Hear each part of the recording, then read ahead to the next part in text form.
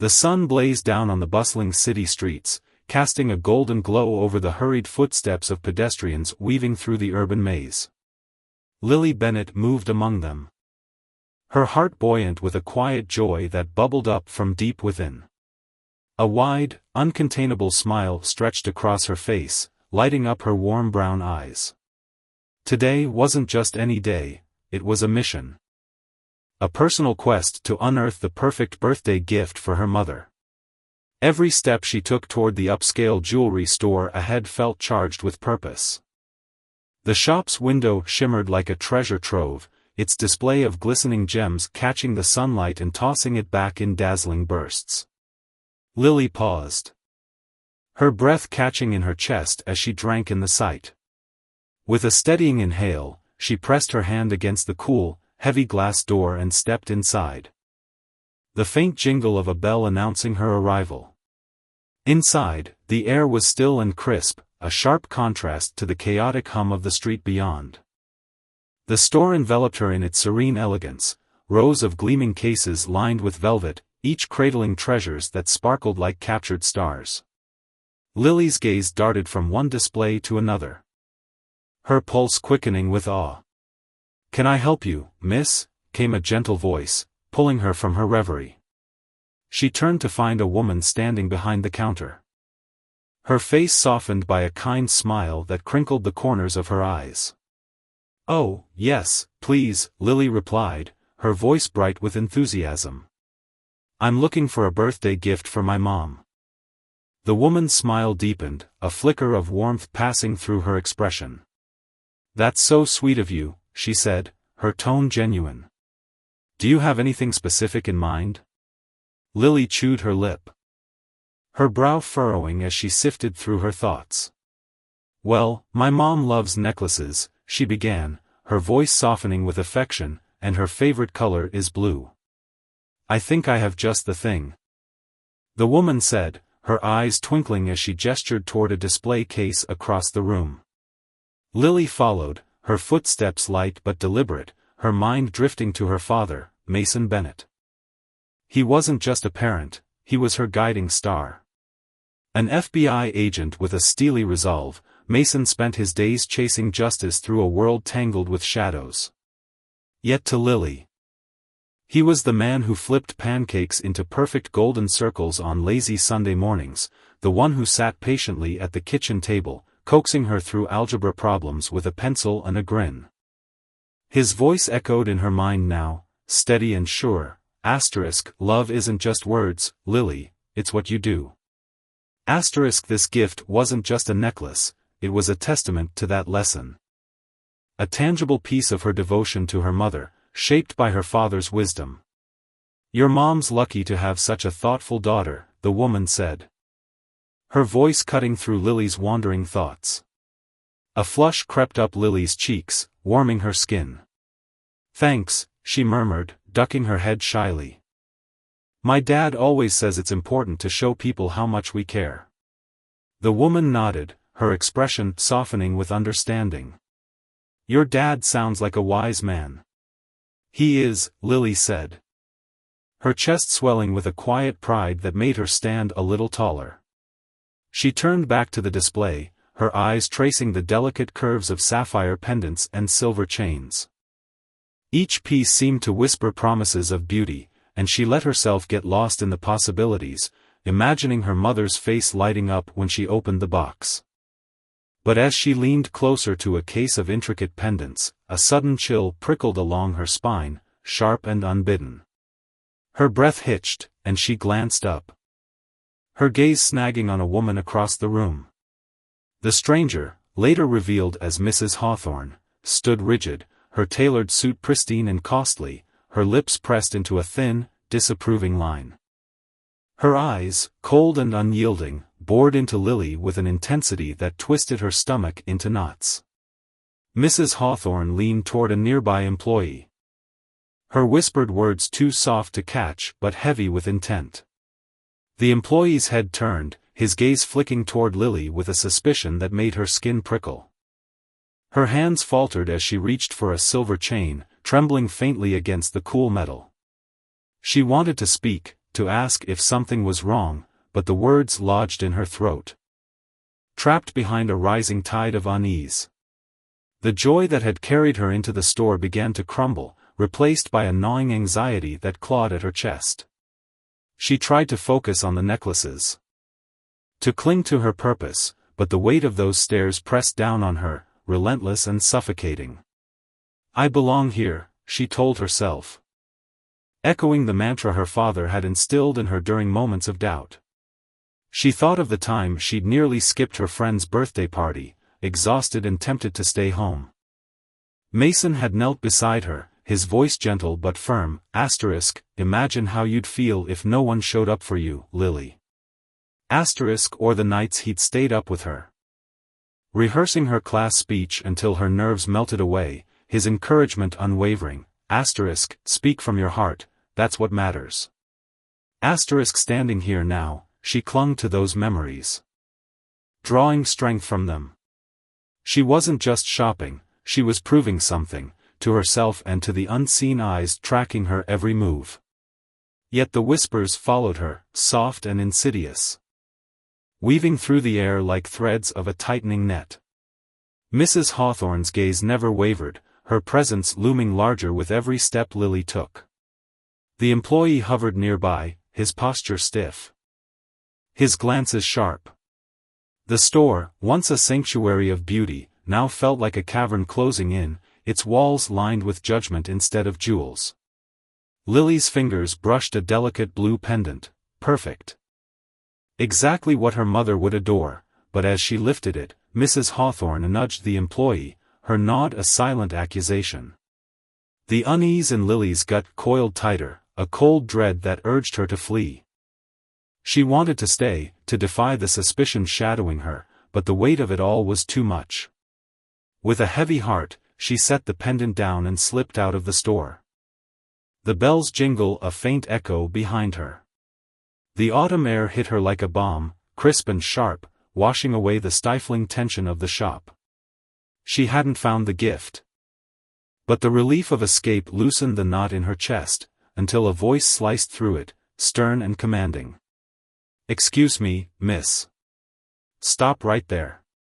Lily turned, her breath catching as Officer Lucas Harrow strode toward her, his boots striking the pavement with purpose. His face was a mask of hard lines, his badge flashing in the sunlight like a warning. Her stomach plummeted, a sick lurch that left her dizzy. "I'm Officer Lucas Harrow," he said, his voice rough and edged with authority. "We've had a report of a missing necklace from the display case. Empty your pockets." Lily's eyes widened, shock stealing her breath. "What?" "But I didn't take anything," she stammered, her voice quivering as her hands shook at her sides. His eyes narrowed, glinting with disdain. "That's what they all say. Pockets. Now, or I'll search you myself." Tears stung her eyes as she fumbled with her jacket, her fingers clumsy with panic. "Please. There's been a mistake. I was just looking, I swear I didn't take anything." She turned out her empty pockets, the lining stark and bare, but a crowd was already forming, their murmurs a rising tide. "She looks guilty," someone hissed, their voice cutting through the air. "Poor thing, she's terrified," another whispered, softer but no less piercing. Lucas's tone sharpened, his patience fraying. "Where'd you hide it? Your bag? Your shoes?" Lily's voice broke, a desperate plea spilling out. "I didn't take anything, please, you have to believe me." The crowd swelled, their stares and whispers weaving a cage around her, amplifying her shame and fear. Inside the store, Mrs. Hawthorne watched from the window, her lips curling into a faint, satisfied smirk. She'd seen the girl, young, black, out of place in her pristine world, and assumed the worst. The employee beside her shifted uncomfortably, his brow creasing with doubt, but he said nothing, cowed by her certainty. On the street, Lily stood trembling, her innocence a fragile shield against Lucas's aggression. She didn't know that 3 minutes from now, her father, Mason, would arrive, his rage a storm unleashed, his fists a reckoning that would shatter Lucas's world. Beneath the surface simmered hidden dangers, a cop's unchecked prejudice, a father's limitless love. And the brutal lesson that power, when twisted, reaps a harvest of ruin. Justice, Mason would show, wasn't just a badge, it was a force, raw and unrelenting. And the consequences of its abuse would echo far beyond this sunlit street. A dull, relentless roar pulsed in Lily's ears, drowning out the world around her as if she'd been plunged underwater. She stood frozen, hemmed in by a tightening circle of strangers, their eyes sharp with accusation and heavy with judgment. Her hands shook uncontrollably, fingers digging into the soft leather of her bag as she clutched it against her chest like a lifeline. Tears carved hot, salty trails down her cheeks, her breath hitching in her throat. "I want to call my dad," she murmured, her voice so faint it barely broke through the suffocating air. Officer Lucas, towering over her with his broad shoulders and stern jaw, let out a derisive scoff. "You can call your dad from the station, kid. Now hand over the bag." His words landed like a slap, cold and dismissive, and Lily's world tilted violently beneath her feet. She couldn't process how quickly everything had unraveled.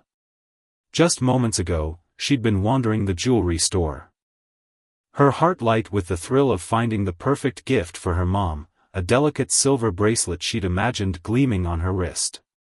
Now, that innocent excitement had been replaced by a nightmare.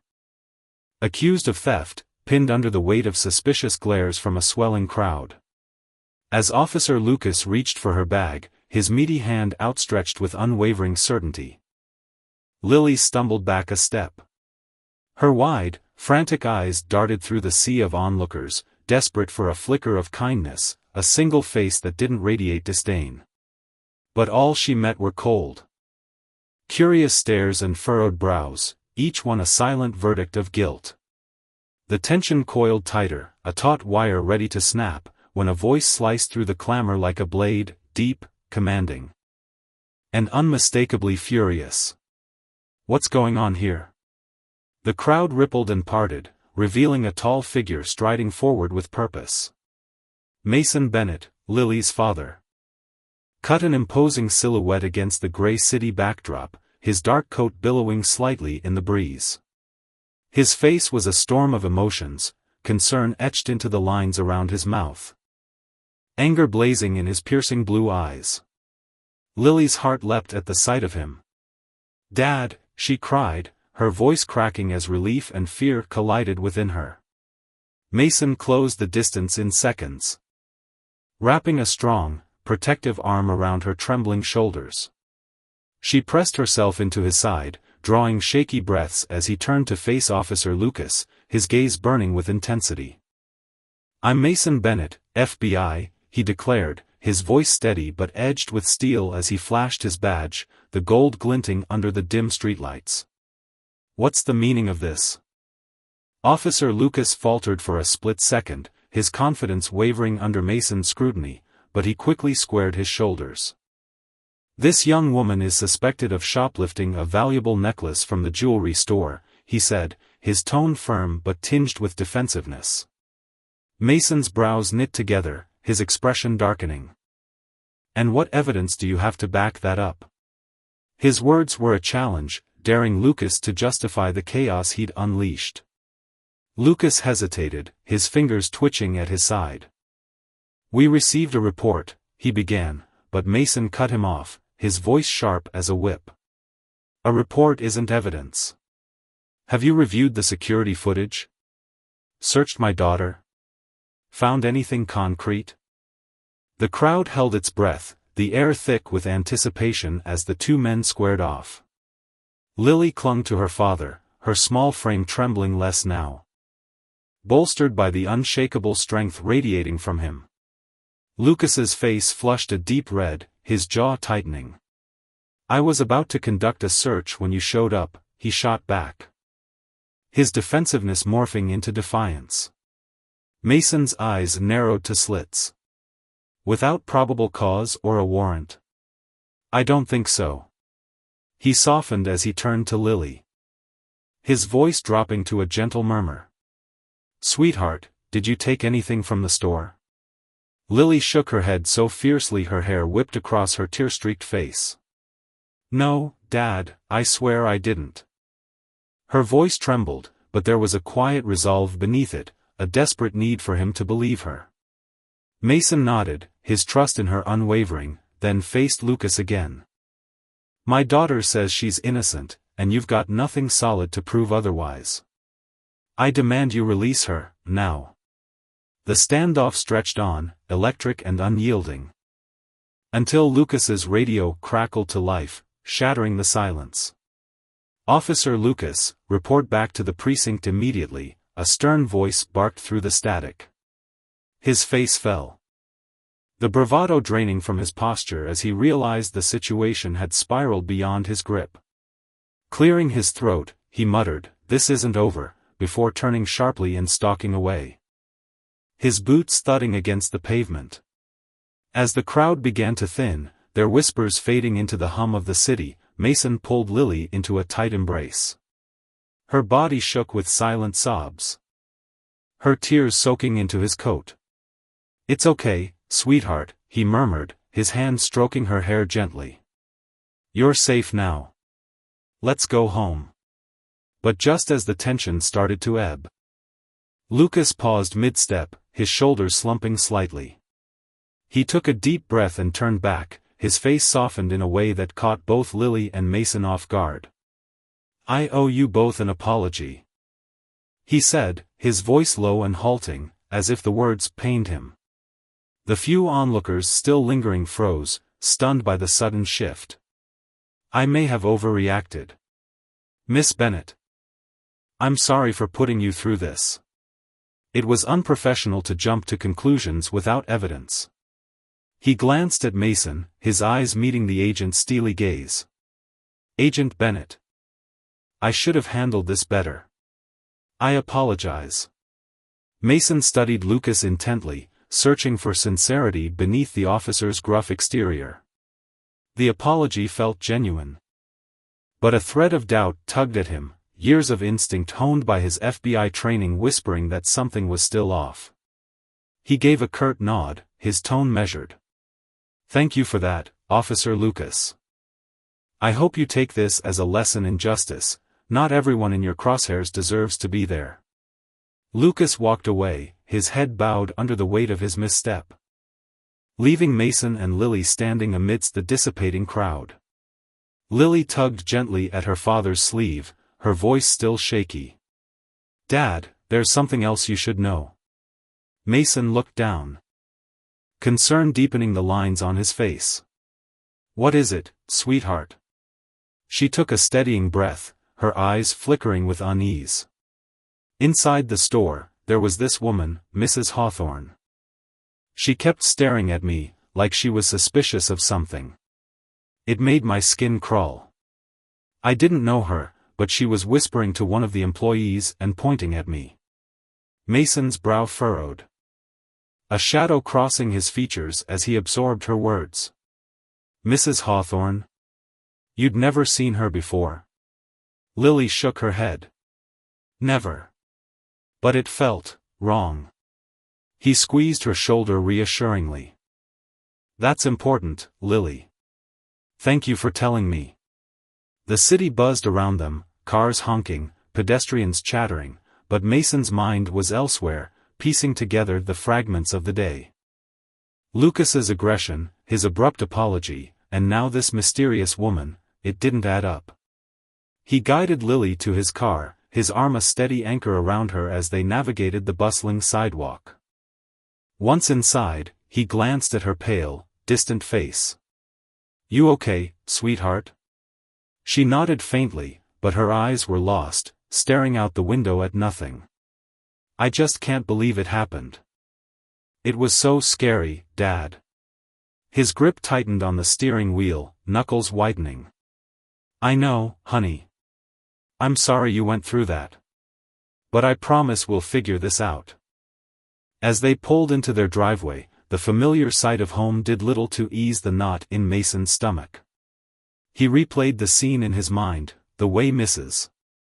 Hawthorne had hovered near the counter, her sharp eyes tracking Lily, her hushed exchange with the employee just before the accusation erupted. Once inside, he settled Lily on the couch with a blanket, her small form curling into its warmth. "Rest for a bit, okay? I need to make some calls." She nodded. And he pressed a kiss to her forehead before retreating to his office. Seated at his desk, Mason's face hardened with determination. This wasn't just about clearing Lily's name anymore, his gut told him there was a deeper thread to unravel. Justice had been trampled today, and the misuse of power had nearly crushed his daughter. He picked up his phone and dialed the jewelry store, his voice calm but laced with authority when the manager answered. "Hello, this is FBI agent Mason Bennett. I'd like to discuss the incident involving my daughter earlier today." The manager's voice quavered slightly. "Oh, yes, that was unfortunate. How can I assist you, Agent Bennett?" Mason leaned forward, his tone unyielding. "I'd like to come in and review your security footage from today. I have a feeling there's more to this than what we saw on the surface." There was a pause, a faint rustle on the line, before the manager replied, "Of course, sir. We'll have it ready for you." Mason hung up, his mind racing. Mrs. Hawthorne's shadow loomed large in his thoughts. Who was she, and why had she set her sights on Lily? The day's events were a stark reminder: power, when wielded recklessly, left scars. But justice, he vowed silently, would prevail. He wouldn't rest until every piece of this puzzle clicked into place. The sharp ring of the phone cut through the quiet morning air, pulling Agent Mason Bennett from his restless thoughts. On the other end, a voice crackled with urgency. "Agent Bennett, when would you like to come in?" Mason's grip tightened around the receiver. His jaw set with resolve. "I'll be there in an hour," he replied, his tone leaving no room for doubt. He hung up with a soft click, the weight of the moment settling over him like a storm cloud. Before stepping out, he paused by Lily's room, peering through the cracked door at his daughter. She lay curled beneath her blanket, her chest rising and falling in the gentle rhythm of sleep. A fierce protectiveness surged through him, hardening his resolve. Whatever shadows loomed over this situation, he would drag them into the light. With a final glance, he snatched his keys from the counter, his eyes blazing with determination, and strode out into the crisp morning. The drive to the jewelry store was a blur of asphalt and fleeting thoughts, each mile stoking the fire in his chest. When he arrived, the glass doors parted with a faint chime, and Mason marched inside, his purposeful steps echoing against the polished floors. Behind the counter stood Mr. Spencer, the store manager, a balding man in his 50s whose nervous smile twitched like a flickering bulb. Beads of sweat glistened on his forehead as he wrung his hands, his voice trembling slightly. "Agent Bennett, thank you for coming. I'm Mr. Spencer. How can I assist you today?" Mason barely acknowledged the greeting, his sharp gaze sweeping the store. The gleam of gold chains, the sparkle of diamonds, the faint hum of overhead lights, every detail etched itself into his mind. "I'd like to review the security footage from the day my daughter was here," he said, his voice steady but edged with steel. Mr. Spencer's smile faltered, his hands fidgeting more furiously. "Yes, well, about that," he stammered, his eyes darting to the side. "We've been having some technical issues with our security system." Mason's brow arched, skepticism sharpening his features. "Is that so? What kind of issues?" The manager swallowed hard, his Adam's apple bobbing. "You see, there seems to be a gap in the footage, right around the time your daughter was in the store." A cold knot twisted in Mason's gut, suspicion blooming like ink in water. "That's quite a coincidence, don't you think?" he pressed, his tone measured but piercing. Mr. Spencer nodded, his nervous energy palpable. "Yes. It's unfortunate timing. We've called tech support, but they haven't recovered the missing footage yet. Mason crossed his arms, his stare unwavering. Pinning the manager like a specimen under glass. I'd still like to see what you do have. Maybe we can piece together what happened. Mr. Spencer shifted uncomfortably. His eyes flitting around the store as if searching for an escape. I'm not sure that would be helpful, he mumbled. Without the crucial footage, it might just muddy the waters. Mason leaned in. His voice dropping to a low, firm timbre that brooked no argument. Mr. Spencer, I'm here as part of an official investigation. I'd appreciate your full cooperation. The manager's face paled. His throat working as he swallowed again. Of course, Agent Bennett, he said weakly. It's just our policy. We have to protect our customers' privacy. The excuse grated against Mason's thinning patience. I understand privacy, he shot back, his words clipped, but this is about clearing my daughter's name. Surely you can see how vital that is. Mr. Spencer nodded reluctantly, his shoulders slumping as if under an invisible weight. I'll see what I can do, he muttered, but I can't promise anything. As the manager fumbled through more half-hearted justifications, Mason's mind churned. Something was off, terribly off. He catalogued every twitch, every evasive glance. Storing them away like evidence. This wasn't just incompetence, it felt deliberate. Thank you for your time, Mr. Spencer, he said at last, his tone cool and controlled. I'll be in touch. And I expect full cooperation moving forward. With that, he turned on his heel and strode out, the glass doors swinging shut behind him. The moment he stepped into the sunlight, his thoughts erupted into a whirlwind. The unease gnawed at him, a visceral ache deep in his bones. As he slid into his car and drove back to the office, the nagging certainty grew. There was more to this than a glitch in a security system. Back at his desk, surrounded by the familiar clutter of files and coffee mugs, Mason plunged into research. His fingers danced across the keyboard, pulling up records of recent incidents at the jewelry store. What he found made his blood run cold. Over the past 6 months, 5 separate cases had unfolded, all involving black teenagers accused of theft. Each time, the kids had been detained, interrogated, their dignity stripped away. Only to be released when no evidence materialized.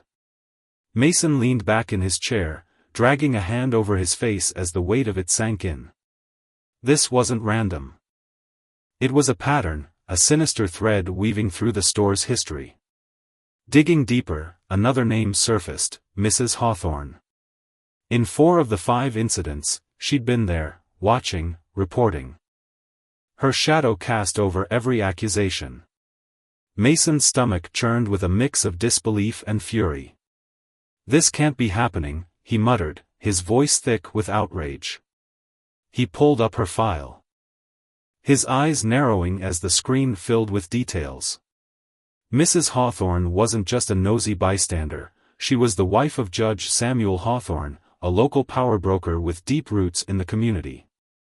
But beneath the polished surface, Mason uncovered whispers, complaints against her, hushed up or dismissed with surgical precision. Each revelation tightened the knot in his chest. This wasn't just about Lily anymore. It was bigger, uglier, a tangle of racial profiling and unchecked privilege. He reached for a framed photo on his desk, Lily's bright smile beaming up at him. Her eyes sparkled with innocence, a stark contrast to the darkness he was unearthing. I'm going to fix this, sweetheart, he whispered, his voice trembling with emotion. For you. And for all the others who've been wronged. Setting the photo down, he rose to his feet, determination carving itself into every line of his face. Taking on someone like Mrs. Hawthorne, with her connections and clout, would be like walking into a lion's den. But Mason had never shied from a fight, especially not when justice hung in the balance. He grabbed his jacket. his mind already mapping out the next moves. Leads to chase, witnesses to find, a truth to unearth. The battle was just beginning. Days blurred into nights as Mason dug deeper. His office transforming into a war room of scattered notes and glowing screens. He uncovered a bombshell. Mrs. Hawthorne's husband, Judge Samuel Hawthorne, wasn't just influential, he was notorious. Case after case scrolled across Mason's screen, revealing a troubling legacy. When plaintiffs brought claims of racial discrimination before the judge, he dismissed them with cold efficiency, burying their pleas beneath legal technicalities. Mason's jaw tightened, his fists clenching as the scope of the injustice crystallized. This wasn't just one woman's prejudice, it was a system, greased by power and privilege, crushing the vulnerable beneath its weight. Determined to build his case, Mason hit the streets, tracking down witnesses from the store's past incidents. His first stop was Claire, a college student who worked at the coffee shop across from the jewelry store. She leaned against the counter, her brow creasing as she recalled what she'd seen. That woman, Mrs. Hawthorne, she was there all the time, Claire said, her voice tinged with unease. She'd sit by the window, sipping her latte, watching the kids who came in. Especially the black ones. It gave me the creeps. Mason scribbled furiously in his notebook. Did you ever see her talk to the staff? Claire's eyes widened with recognition. Oh, yeah. She'd lean over, whisper something, point at someone. Next thing you knew, security was swarming. It felt orchestrated. Next, Mason found Mr. Johnson. An elderly man with a weathered face and a heavy heart. Sitting on a park bench, feeding crumbs to the pigeons, he shook his head as he spoke. It's a damn shame, he said. His voice rough with sorrow. Those kids were just shopping, same as me or you.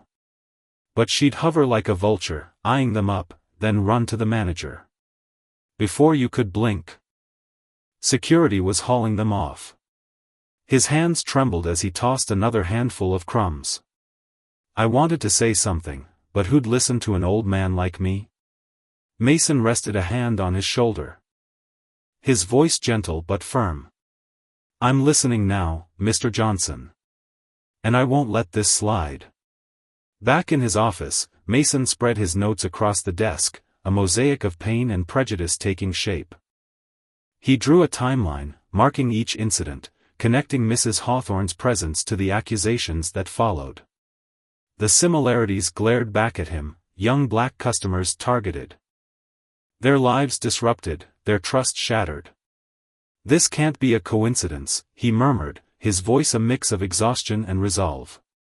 Justice wasn't just a word to Mason. It was a promise, a beacon guiding him through the murk. And the deeper he dug, the clearer the lesson became. Power, when wielded without accountability, didn't just bend the truth, it broke it. He wouldn't stop until every crack was exposed, every wrong righted, no matter who stood in his way. Mason Bennett sat hunched over his desk. The dim light of his lamp casting long shadows across the cluttered surface. His eyes, bloodshot from hours of relentless focus, traced the damning evidence laid out before him, a stack of complaints. Incident reports, and witness statements that painted a chilling picture. The pattern was unmistakable, Mrs. Hawthorne, with her pinched lips and cold, calculating stare, had been singling out young black customers at her upscale boutique for months. Each complaint she filed was a carefully crafted arrow aimed at their lives, triggering detainment, interrogations, and humiliation. As he leaned back in his creaking chair, running a weary hand through his disheveled hair, a heavy realization settled in his chest like a stone. This wasn't just about the incident with his daughter, Lily. No, this was something sprawling, insidious, a systemic rot of racial profiling that had festered unnoticed for far too long. His mind churned as he stared at the papers, each one a silent scream for justice. Mason wasn't just a father anymore, he was an agent of the FBI. And the fire in his gut told him he was on the brink of uncovering a truth that could shake the foundations of the community he'd sworn to protect. The weight of it pressed against his ribs. A mix of dread and determination swirling in his thoughts. What had started as a personal mission to clear Lily's name was morphing into something far bigger. Something that demanded he look beyond the surface. The investigation took a sharp, unexpected twist one late night as Mason dug deeper into the murky waters of Lucas Harlow's past. Lucas, the officer who detained Lily that fateful day, had seemed like just another cog in the machine, until now. Sitting at his desk, the glow of his computer screen bathing his face in pale blue light. Mason stumbled upon a connection that sent a jolt through his weary frame. "Well, I'll be damned," he muttered under his breath, his voice rough with disbelief. His eyes locked on the name glowing on the screen, James Harlow, Lucas's older brother. A high-profile defense attorney with a reputation as polished as his tailored suits. James wasn't just any lawyer. Among his roster of wealthy clients was a name that made Mason's pulse quicken, Hawthorne. He leaned closer. The faint hum of the computer filling the silence as he scrolled through the records. James Harlow had represented Mrs. Hawthorne and her husband, Judge Samuel Hawthorne, in a string of legal matters stretching back years. The revelation hit Mason like a punch to the gut. This wasn't a coincidence, it couldn't be. His mind raced. Fragments of suspicion snapping together like puzzle pieces in a storm. He rubbed his chin, the stubble scratching against his palm as he sank back into his chair. The leather groaning under his weight. What he'd thought was a simple case of prejudice was unraveling into something far darker. A tangled web of power and corruption that stretched beyond his wildest imaginings. Mason's heart thudded as he reached for his phone. His fingers trembling slightly with a mix of adrenaline and unease. He dialed his partner, Agent Elena Morales, her sharp voice cutting through the line the moment she picked up. "Elena. I need you to dig into Lucas Harlow's financials," he said, skipping any preamble.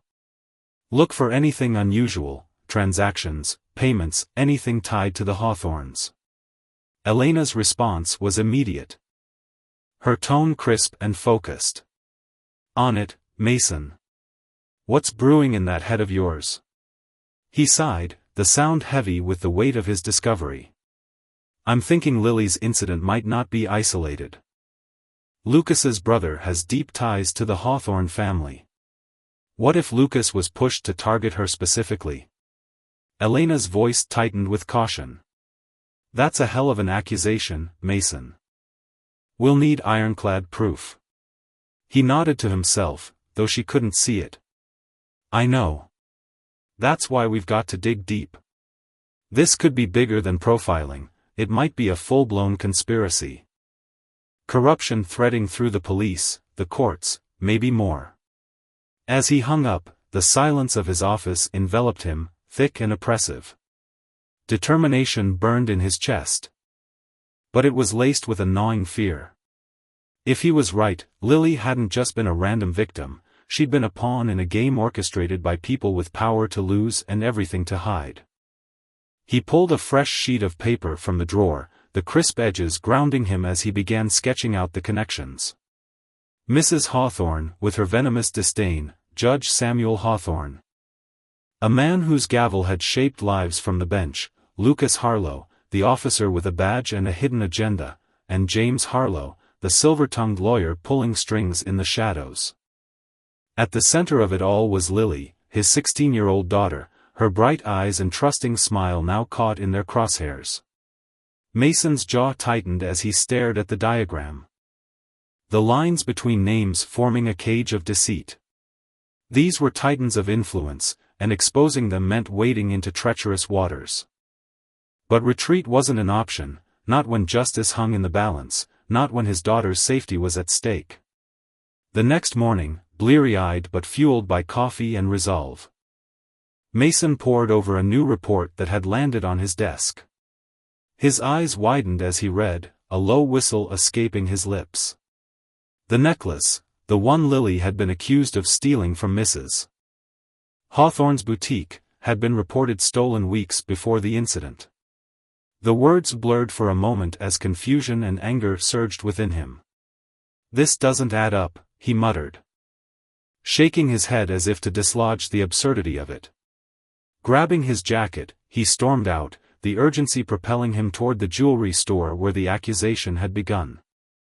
The drive felt endless, the city streets a blur of gray and noise as his mind spun with questions.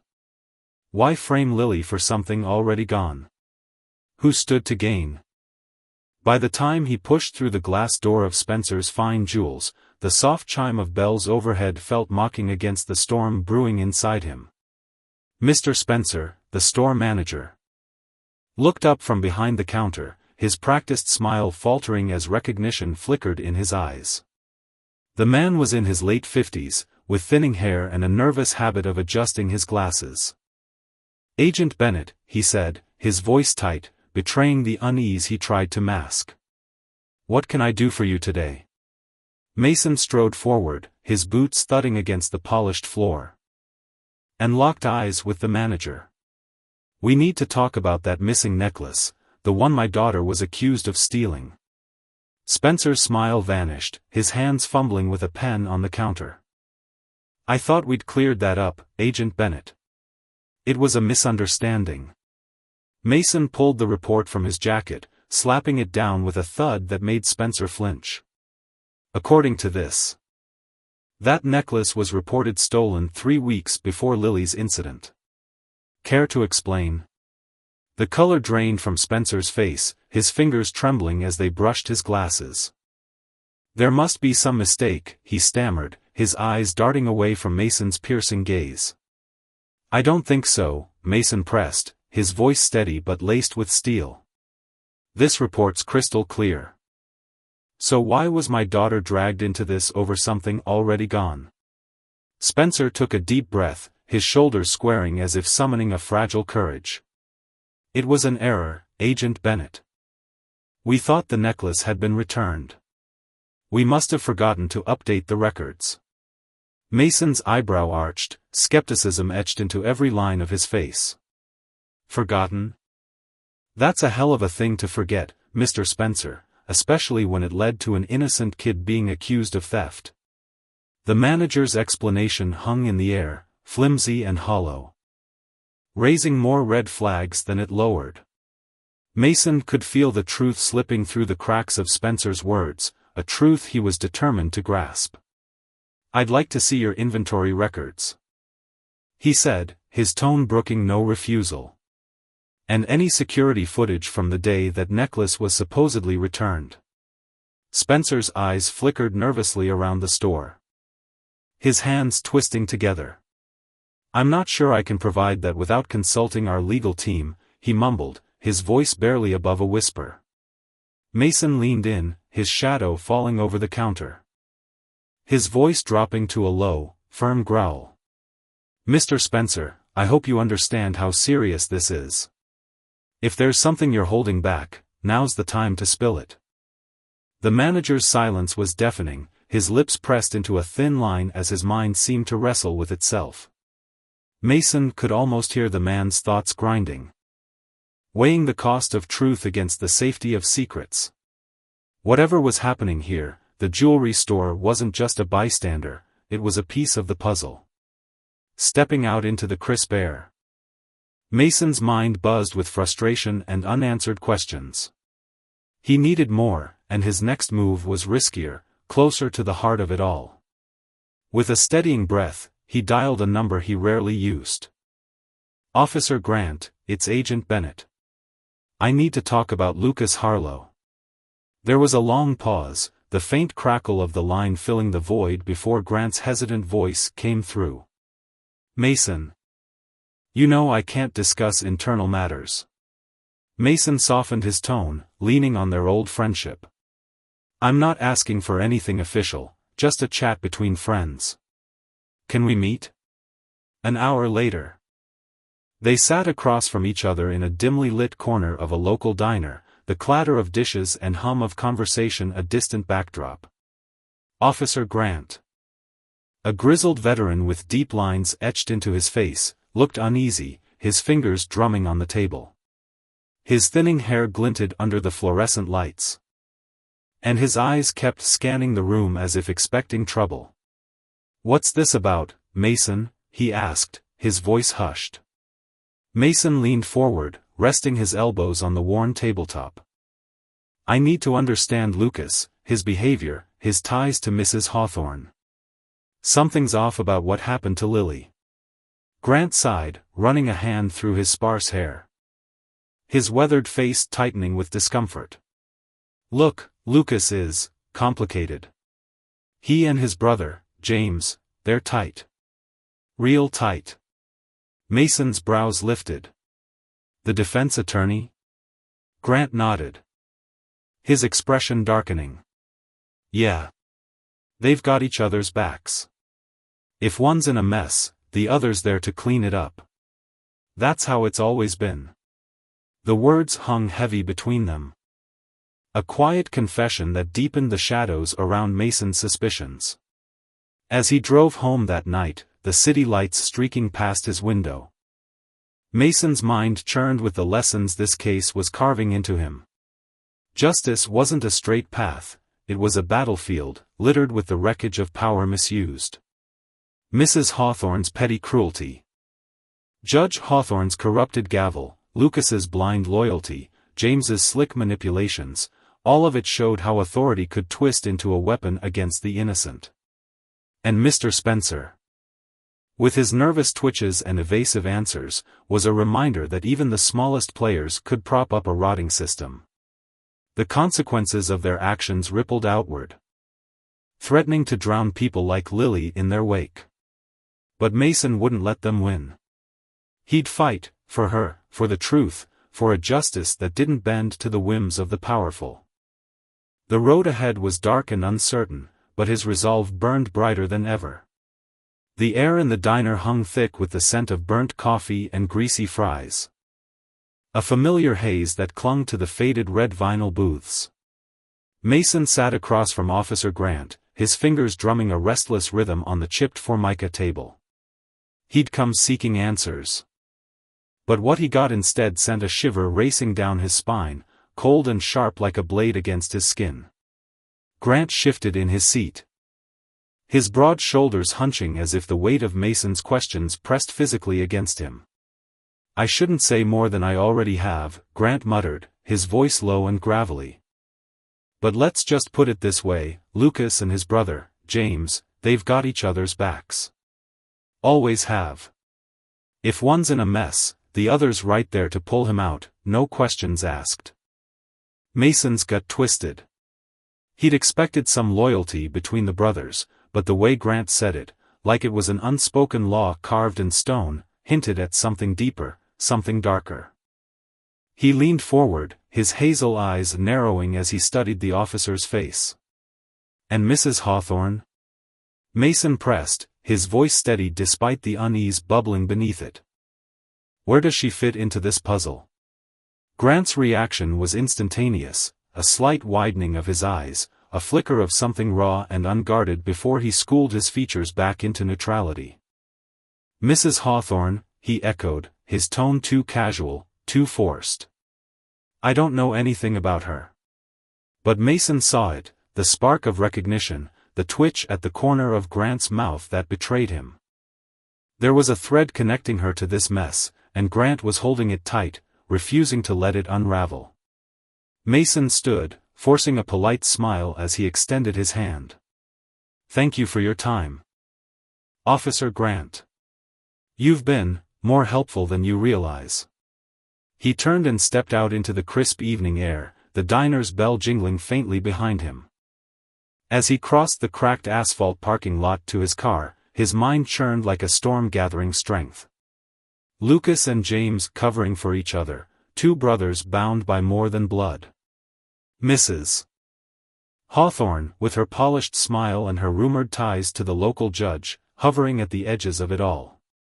And then there was the necklace, the one reported stolen from the jewelry store where Lily, his daughter, had been accused. A false claim, he was sure of it now, tangled up in something far uglier than the racial bias he'd first suspected. Mason slid into the driver's seat, his hands gripping the wheel as determination flared hot in his chest. Whatever this was, it wasn't just about Lily anymore. It was about justice, raw, unyielding justice, and he'd chase it down no matter how deep the shadows grew. Back at home, the dim glow of his desk lamp cast long shadows across the cluttered surface, files, photos, and scribbled notes spilling over one another like pieces of a shattered mosaic. Mason rubbed his eyes, the sting of exhaustion blurring his vision as he pored over the evidence he'd gathered. He'd thought he was hunting a simple case of prejudice, but the picture forming now was a labyrinth of deceit. Page after page, a pattern emerged like a ghost stepping into the light. Mrs. Hawthorne's name appeared again and again, tied to jewelry insurance claims, each one suspiciously timed with reports of thefts from the same store where Lily had been framed. His breath caught as the realization hit him, sharp and electric. "This can't be a coincidence," he whispered, his voice trembling with a mix of fury and disbelief. His heart pounded against his ribs as he reached for his phone, dialing a contact at the insurance company he'd known since his early days on the force. "Hey, it's Mason," he said when the line picked up, keeping his tone calm despite the storm raging inside him. "I need you to check something for me, claims filed by a Mrs. Hawthorne over the past year. Anything you can pull." The wait was agonizing, each second stretching into eternity as he tapped his pen against the desk. When his contact spoke again, the confirmation landed like a brick through a window. "She's filed multiple claims, Mason. Big ones. Thousands of dollars each time." Mason leaned back in his chair, the weight of it settling heavy on his shoulders. This wasn't just about profiling anymore, it was fraud, calculated and cold, with Lily caught in the crosshairs. She needed a fall guy. He said aloud, the words tasting bitter on his tongue. And Lily was just in the wrong damn place at the wrong damn time. His thoughts drifted to his daughter, her wide, frightened eyes after the incident, the way her voice had cracked when she'd asked why this was happening to her. The injustice of it burned through him, a fire that refused to be doused. Mrs. Hawthorne hadn't just targeted Lily, she'd weaponized the system itself, using racial bias as a cloak to hide her crimes. Mason surged to his feet, resolve hardening like steel in his veins. He grabbed his phone again, this time calling his supervisor. "Sir, it's Bennett," he said, his voice firm despite the late hour. "I need to brief you on the case with my daughter. It's bigger than we thought, way bigger." As he laid out the details, Mrs. Hawthorne's scheme, the falsified claims, the connections to the judge, he could hear the shock in his supervisor's response. "This is serious, Mason. We'll need the fraud division on this." "How solid's your evidence?" "Solid enough to blow it wide open," Mason replied, confidence threading through his words. "But we've got to move fast. If she catches wind of this, she'll bury it all." Hanging up, he exhaled deeply, the enormity of the fight ahead settling over him like a storm cloud. This wasn't just about clearing Lily's name anymore, it was about dismantling a machine of corruption that had likely chewed up countless others. Justice wasn't just a word to him now. It was a promise, one he'd keep no matter the cost. But the case took a vicious turn the next day. Lucas's brother, James Harrow, a defense attorney with a reputation as sharp as his tailored suits, stepped into the spotlight. Standing on the steps of the courthouse, framed by a swarm of flashing cameras and microphones thrust toward him, James's voice cut through the crisp morning air like a blade. "It has come to my attention," he declared, his tone dripping with righteous indignation, "that FBI agent Mason Bennett is abusing his authority to harass Mrs. Hawthorne, a pillar of this community. This is a father's vendetta masquerading as justice, a flagrant misuse of power." The words landed like a punch, and within hours, the media devoured the story. Headlines screamed across screens and newsstands, FBI agent accused of personal crusade against respected citizen. Overnight, Mason became the villain in a tale he hadn't written. He sat at his kitchen table that evening, the soft hum of the refrigerator filling the silence as he scrolled through the barrage of articles on his tablet. A knot tightened in his stomach. The weight of public judgment pressing down until it felt hard to breathe. He barely noticed Lily shuffle into the room until she spoke, her voice small and fragile. "Dad," she said. Her eyes rimmed red from sleepless nights. "People at school, they're talking about us. Saying horrible things." Mason's heart shattered at the sight of her, his fierce, bright girl reduced to a shadow of herself. He stood and pulled her into his arms, holding her tight as she buried her face against his chest. "I'm so sorry, sweetheart," he murmured, his voice thick with emotion. "None of this is fair to you." Her muffled sob broke him further. "Why won't they leave us alone? I just want it to stop." Anger flared alongside his resolve as he held her, the two emotions warring within him. He was close, so close, to exposing the truth, but the media storm was a beast of its own, clawing at their lives. Later that day, his supervisor called, his tone clipped with concern. "Bennett, we need to talk about this coverage. It's getting ugly out there." Mason sighed, running a hand through his graying hair. "I know, sir. But I'm on the verge of cracking this thing. We can't pull back now." There was a pause, then a reluctant agreement. "Just watch your step, Mason. Your reputation's hanging by a thread." That night, as the clock ticked past midnight, Mason hunched over his desk, the glow of his lamp illuminating the chaos of papers around him. A soft knock pulled him from his focus, and he looked up to see Lily peering through the doorway, her expression a mix of worry and resolve. "Dad, are you okay?" she asked, her voice barely a whisper. He managed a tired smile. "I'm fine, sweetie. Just working on getting us out of this mess." She stepped inside, her hands twisting together nervously. "I want to help," she said, her eyes hardening with a determination that mirrored his own. "This isn't just about me anymore, is it? It's about everyone she's hurt." Pride swelled in his chest, bittersweet and fierce. He nodded, realizing they were a team now, bound by this fight for something bigger than themselves. The next morning, as he sifted through yet another stack of documents, his phone buzzed with an unknown number. He hesitated, then answered.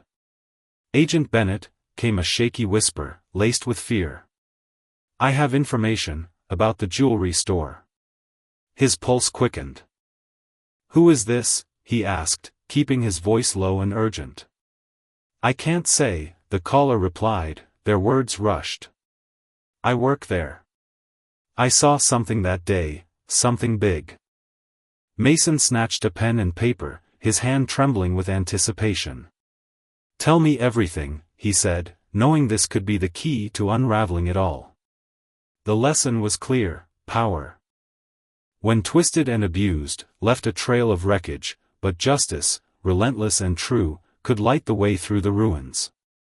The employee's voice spilled out in a frantic rush, words tripping over each other as though they'd been bottled up too long, desperate to break free. "I'm telling you everything I saw that day. Mrs. Hawthorne was there, right in the thick of it.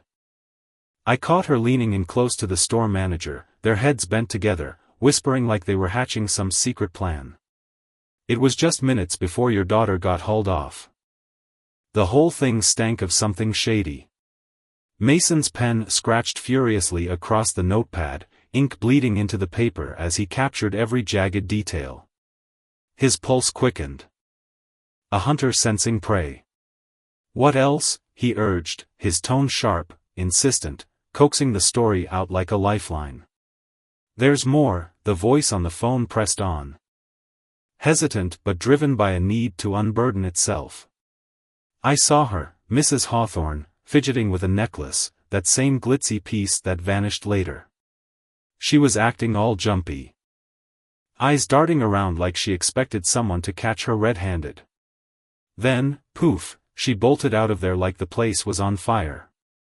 Mason's mind churned. Gears grinding as the pieces started to click. His grip tightened on the pen, knuckles whitening. "Are you saying she might have swiped it herself?" he asked, voice low. Testing the waters of this explosive possibility. The employee faltered, uncertainty creeping in. "I can't swear to it, but the timing, it's too perfect. Right after she hightailed it. They pinned it on your daughter. It's wrong. It doesn't sit right with me." When the call ended, Mason slumped back in his chair, the creak of the wood echoing in the quiet room. His heart thumped hard against his ribs, a drumbeat of revelation. This anonymous tip was a thunderclap in the storm of his investigation, a hint that Mrs. Hawthorne, with her polished veneer and powerful connections, might have orchestrated the theft to frame Lily, his daughter, his everything. It wasn't proof, not yet, but it was a crack in the wall. A sliver of light piercing the darkness. He needed more, solid, unshakable evidence to turn this hunch into a weapon. With a steadying breath, he snatched up his phone again. Fingers punching in the number of Jack, an old FBI buddy who owed him one. "Jack, it's Mason. I need you to do me a favor, quietly. Pull the security footage from the streets around that jewelry store. I've got to track Mrs. Hawthorne's every move that day." Jack's gruff agreement came through, and as Mason hung up, a faint spark of hope flickered in his chest. He was inching closer to the truth. To pulling Lily's name out of the mud. But the path ahead loomed treacherous. Mrs. Hawthorne's husband wielded influence like a sledgehammer, and one wrong step could bury them both. Mason stood. His jaw set, determination carving lines into his weathered face. He had a thread now, fragile but real, something to tug at until the whole rotten tapestry unraveled. As he steeled himself to plunge deeper into this mess, he made a silent oath, to Lily, to himself, that he'd see this through, no matter how high the stakes climbed. Later that night, he sat hunched at the kitchen table, the dim glow of his laptop casting shadows across the clutter of papers and scribbled notes. His eyes burned from hours of staring, but he couldn't stop. Not when every word might hold the key to Lily's freedom. The stillness was shattered when his phone buzzed, a text from a courthouse insider lighting up the screen. His stomach plummeted as he read it. Lucas's brother, a slick defense attorney with a Rolodex full of favors, had cooked up fake school records for Lily. The documents painted her as a delinquent, a troublemaker with a rap sheet of fabricated misdeeds, a shadow of the bright, kind girl Mason knew. His hands shook as he set the phone down. The betrayal sinking in like a blade. These people, they'd stop at nothing to smear her, to shred her character and prop up their lie. He squeezed his eyes shut, despair pressing down on him. Heavy and suffocating. How could he stand against this? They had power, money, tentacles wrapped around every institution he'd once trusted. The justice he'd always believed in felt like a distant mirage now, slipping through his fingers. Slowly, he rose and shuffled to Lily's room. Easing the door open with a gentleness born of love and guilt. She lay there, asleep, her face soft and serene, oblivious to the war raging beyond her dreams. His chest ached as he watched her. A father's helplessness clawing at him. How could he shield her from this venom, this web of deceit spinning tighter every day? Back in the kitchen, he sank into his chair. The weight of it all crashing over him like a wave. For the first time since this nightmare began, doubt gnawed at him, sharp and relentless. Those fake records weren't just a hurdle, they were a wrecking ball, poised to crush public trust and tilt the investigation against Lily. He rubbed his temples, fighting the tide of fear. Could truth really triumph over this machine of lies? He'd always been so sure, but now, surrounded by the wreckage of his efforts, that certainty wavered. The thought of failing her, of letting these predators win, twisted his gut into knots. He'd been her rock, her defender, the one who chased away monsters under the bed. But these monsters were real. Cloaked in wealth and privilege, and he felt powerless against them. The next morning, as he sat at the table drowning in that dark sea of doubt, his phone jolted him back to life with an unknown number flashing on the screen. He hesitated, thumb hovering, then answered, his voice rough with exhaustion. "Agent Bennett?" A shaky whisper crackled through. I work at the jewelry store. I can't keep quiet anymore. There's something you need to see." His heart lurched, adrenaline surging as he leaned forward. The caller, a young woman named Nora, spilled her story in halting bursts.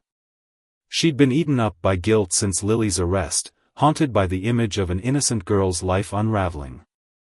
"I've got proof," she said, her voice trembling like a leaf in the wind. "Text messages between Mrs. Hawthorne and the manager. They set it all up." Mason's hand quivered as he scribbled down her directions, a meeting spot, a time, his mind racing with the promise of a breakthrough. When the call ended, that flicker of hope roared into a flame. An hour later, he sat in his car, parked in a shadowy lot, the air thick with tension.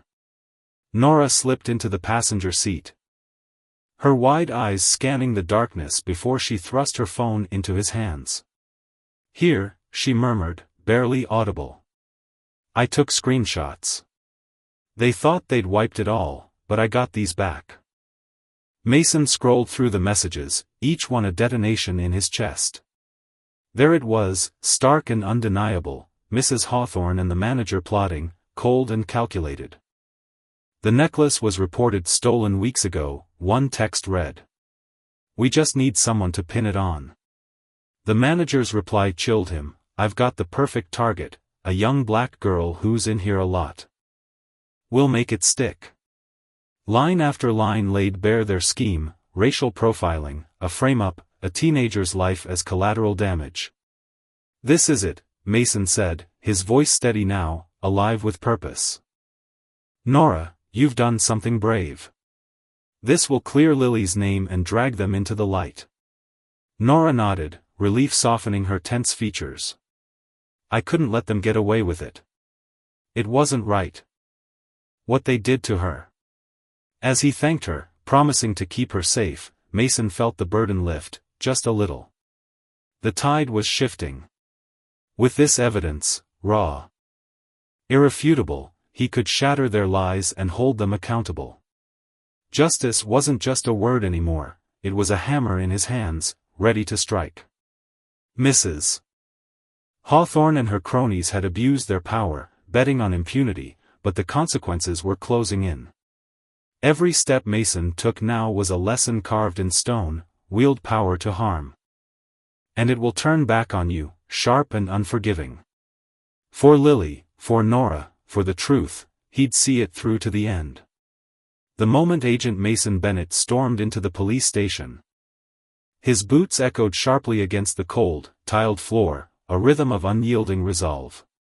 His jaw was set, his eyes blazing with a fire born of sleepless nights and a father's fierce love. In his hands, he clutched a stack of papers and a phone, evidence meticulously gathered over weeks of relentless digging. He didn't hesitate as he approached the front desk, his voice cutting through the hum of the precinct like a blade. "I need to see Chief Reynolds. Now." There was no room for negotiation in his tone.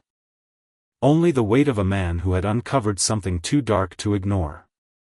Chief Reynolds, a seasoned man with graying temples and a perpetually furrowed brow, looked up from his cluttered desk as Mason entered. The air in the room thickened with tension as Mason spread his findings across the scratched wooden surface: text messages, timestamps, names. "Chief," Mason began, his voice steady despite the storm raging within him, "I've got proof. Lily's detainment wasn't a mistake. It was part of something bigger, a conspiracy." Reynolds leaned forward. his fingers tightening around the edges of the phone as he scrolled through the damning exchanges. His eyes widened, a flicker of disbelief giving way to grim realization. "This is serious." "Agent Bennett," he muttered, his voice low and heavy. "Very serious." Within hours, the station buzzed with activity. A team of detectives gathered in a cramped, fluorescent-lit room. Their faces a mix of determination and unease. They pored over the evidence with meticulous care, cross-referencing grainy security footage with the cryptic text messages Mason had unearthed. Witness statements, scribbled in hurried handwriting, piled up on the table. Slowly, the fragments began to align, forming a picture that chilled the room, a pattern of racial profiling and fraud woven into the fabric of the jewelry store's operations. The deeper they dug, the uglier it got. As word of the investigation spread, more voices emerged from the shadows. Young black customers, their lives upended by false accusations of theft, stepped forward one by one.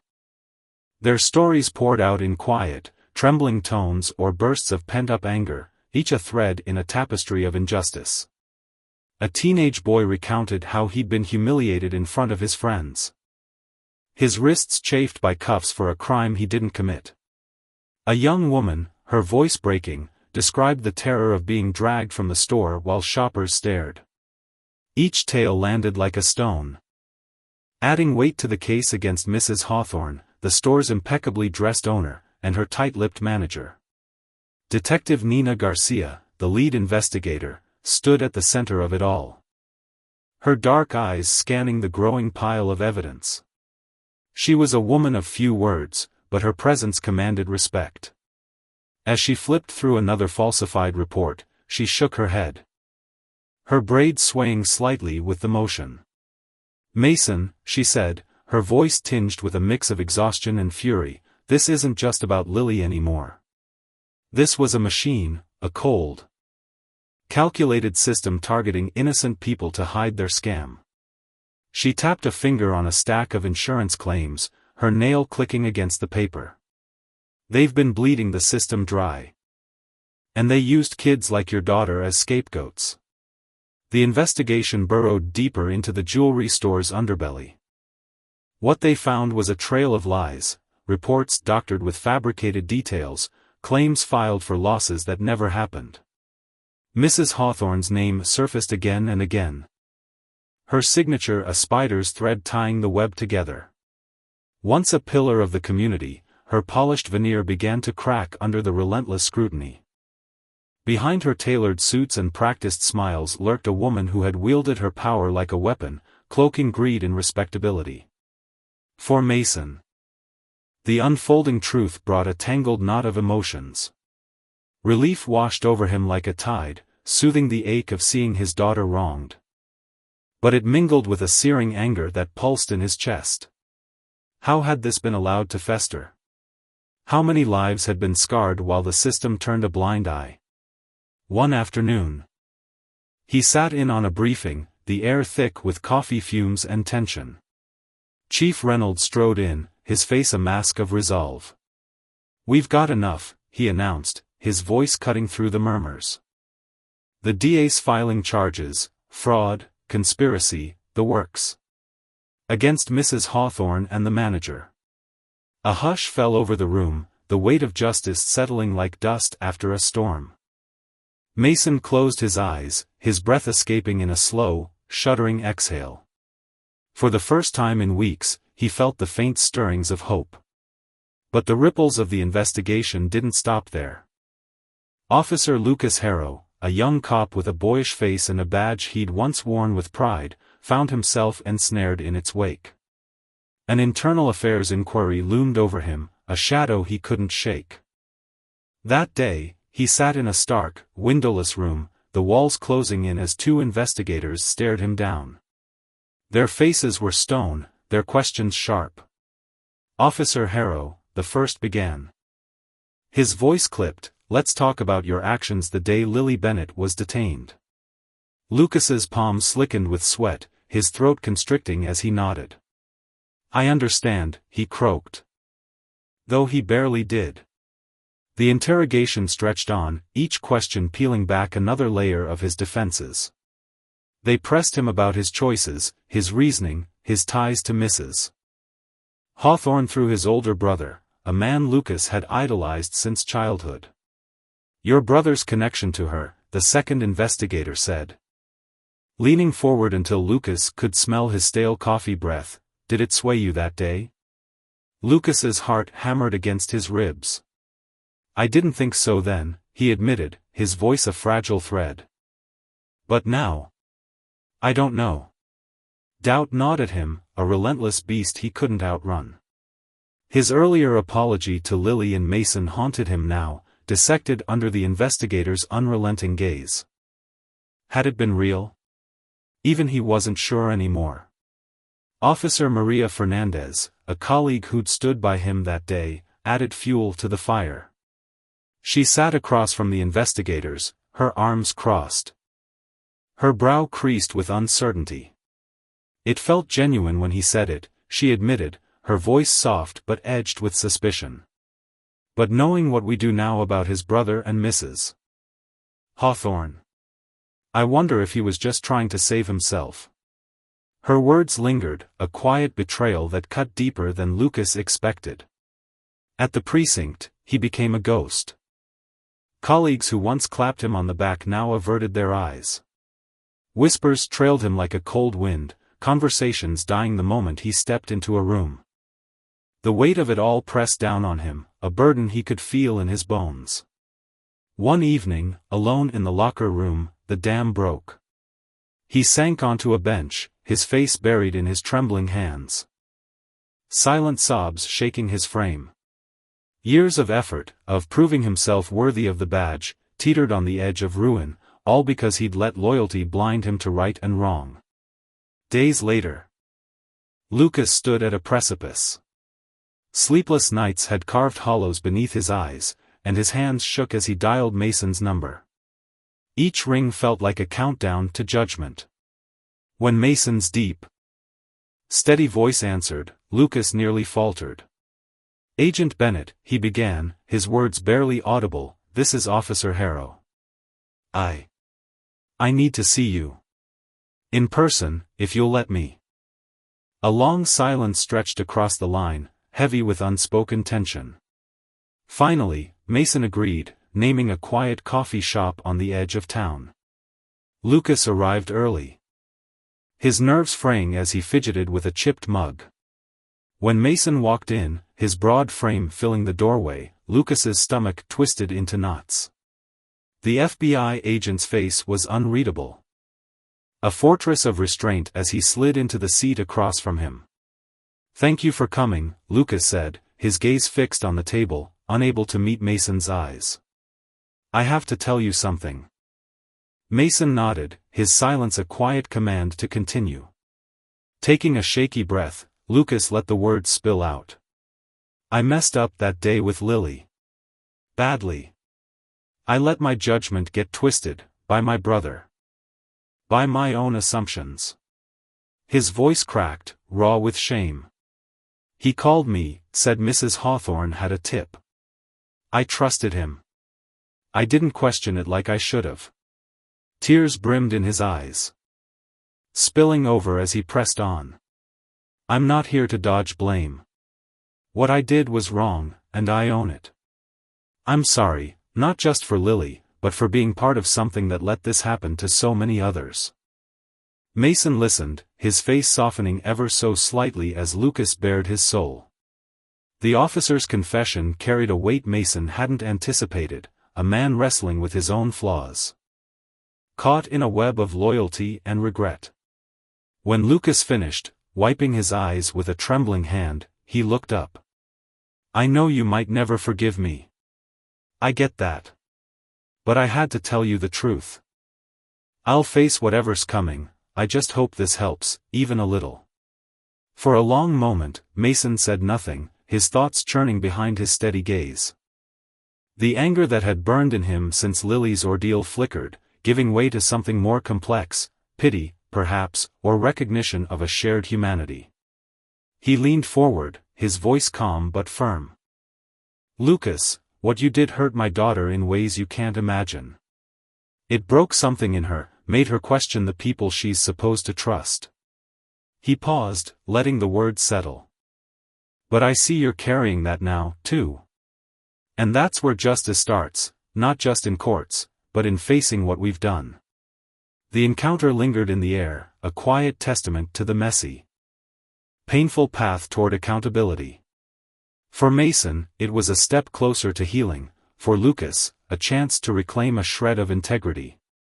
And beneath it all lay a deeper lesson: power, unchecked, could corrupt even the smallest cogs in the machine, but the courage to confront it could set the gears of justice turning once more. Lucas sat hunched over in the dimly lit room, his broad shoulders sagging as though the weight of his guilt pressed down on him like an invisible hand. His eyes, red-rimmed and weary, flickered upward to meet Mason's steady gaze. A storm of emotions churned within him, hope warring with dread, shame wrestling with the faintest glimmer of redemption. Mason's voice cut through the silence, calm yet resolute, carrying the weight of a man who had seen too much yet still clung to faith in humanity. I can see it in you, Lucas. You're genuinely sorry. You want to set things right. Lucas's breath hitched, his chest tightening as Mason's words settled into his bones. Tears prickled at the corners of his eyes, threatening to spill over as he whispered, barely audible, "You're forgiving me?" The question hung in the air, fragile and trembling, like a threadbare lifeline tossed into turbulent waters. Mason inclined his head slowly, his expression softening but firm. "Yes, I am. But hear me clearly, forgiveness isn't a free pass. It's not about erasing what happened. It's about giving you a chance to rise above it, to become something better than your mistakes." A faint smile tugged at Mason's lips, his eyes glinting with a sudden spark of inspiration. "In fact, I think you're standing at a crossroads, Lucas. You've tasted the bitter fruit of injustice up close, how prejudice can twist judgment and ruin lives. Why not take that hard-earned lesson and turn it into something powerful? You could help reshape the very system that let this happen." Lucas blinked, his wide eyes reflecting the flickering light overhead as Mason's suggestion sank in. His heart thudded in his chest, a chaotic rhythm of doubt and possibility. "You really believe I could do that?" he asked, his voice cracking with a fragile hope he hadn't dared to feel in weeks. Mason leaned forward, his dark eyes piercing and unyielding. "I do. It won't be a walk in the park. You'll have to dig deep, confront the ugliest parts of yourself, and learn more than you ever thought possible. But if you're willing to put in the sweat and tears, if you're ready to help others see what you've seen, then yes, you could change things. Real change, Lucas." For the first time in days. Lucas straightened in his chair, a flicker of steel igniting in his posture. His jaw tightened with resolve, and his voice steadied as he declared, "I want that. I want to make it right, not just for you, not just for Lily, but for everyone I've hurt, everyone who's suffered because of the flaws I used to ignore. I know I've got a mountain to climb. But I'm ready to start." Mason reached out, his hand landing firmly on Lucas's shoulder, a gesture brimming with quiet strength and unspoken trust. "That's where it begins, Lucas. Admitting you've got room to grow and stepping up to do the work. That's the first victory." In the weeks that followed, the world outside seemed to shift under the weight of what had been uncovered. The once thriving jewelry store, a gleaming monument to wealth and prestige, now stood as a hollow shell on the bustling street corner. Its polished windows, once sparkling with the promise of luxury, were now shrouded in drab brown paper, a crooked, closed sign dangling limply from the door. The settlement had hit hard, stripping away its facade of respectability and leaving it a silent relic of greed's collapse. Mason walked past it one crisp afternoon, his boots crunching against the pavement as a bittersweet tide of emotions swelled within him. Satisfaction pulsed through his veins, justice had prevailed. After all, but a pang of sorrow tempered his triumph. He thought of the clerks and cashiers, ordinary folks who'd lost their livelihoods because of the reckless choices of those at the top. With a heavy sigh, he reminded himself that progress often demanded sacrifice, though the cost never sat easily with him. Meanwhile, Mrs. Hawthorne's carefully curated life unraveled like a tapestry snagged on a jagged nail. The judge's wife, once a pillar of poise and influence, now found herself drowning in a sea of legal woes. Her elegant dresses and practiced smiles couldn't shield her from the harsh glare of the courtroom, a place where she'd once held sway through her husband's gavel. Now transformed into the arena of her own downfall. Each hearing peeled back another layer of her deceit, exposing a tangled web of fraud and manipulation that had propped up her pristine image. Her hands trembled as she sat in the defendant's chair, her once confident demeanor replaced by a haunted, hollow stare. The whispers of the gallery followed her like shadows, neighbors, former friends, all watching as the mask she'd worn for years crumbled to dust. The fallout rippled far beyond her personal ruin. News of the case ignited a firestorm of debate, casting a spotlight on the festering issues of racial bias and insurance scams. Companies, scrambling under the weight of public outrage, began to overhaul their practices. Adjusters hunched over desks late into the night, drafting new policies to scrutinize claims more fairly, especially those tinged with the ugly stain of profiling or suspected theft. Law enforcement felt the tremors too. The incident with Lily, Mason's bright-eyed daughter, had cracked open a long-ignored fault line in the system, forcing agencies to confront the rot within their ranks. Officers grumbled in break rooms, some defensive, others uneasy, as supervisors rolled out mandates for reform. Mason seized the moment with a fervor that surprised even himself. As a former FBI agent and a father who'd watched his child endure the sting of injustice, he threw himself into the fight for change. His days blurred into a whirlwind of meetings, sitting across from stern-faced police chiefs, hashing out ideas with community organizers, and pleading his case to policymakers in stuffy conference rooms. His voice, roughened by years of service but burning with conviction, carried Lily's story to every corner he could reach. "We owe it to her," he said during one tense session, his hands clenched into fists on the table. "We owe it to every kid like her to tear out these biases by the roots and build something better. This isn't just about one case, it's about a system that's failed too many for too long." His persistence paid off, slowly but surely. The police department, bowing to pressure from an angry public and weary city officials, rolled out sweeping changes. New rules tightened the reins on detaining suspects, especially vulnerable minors like Lily, while a revamped complaint process promised swifter justice for those wronged by prejudice. The crown jewel of the reforms was a mandatory bias training program, crafted with care by experts and local leaders. It wasn't flawless, Mason knew, no single fix could undo decades of damage. But as he stood at the back of the training room, watching the first batch of officers shuffle in, he felt a cautious flicker of optimism. Among them was Lucas. His face pale with nerves but his shoulders squared with purpose. Their eyes locked for a moment, and Lucas offered a small, determined nod, a silent vow to honor the path they'd both set out on. Mason's lips curved into a quiet smile, his thoughts drifting to Lily. She'd be proud, he mused, of the waves her courage had set in motion. Days later, Lucas sat alone in his cramped apartment, the glow of his laptop casting stark shadows across his face. His fingers hovered over the keys, trembling with the weight of the resignation letter he'd just typed.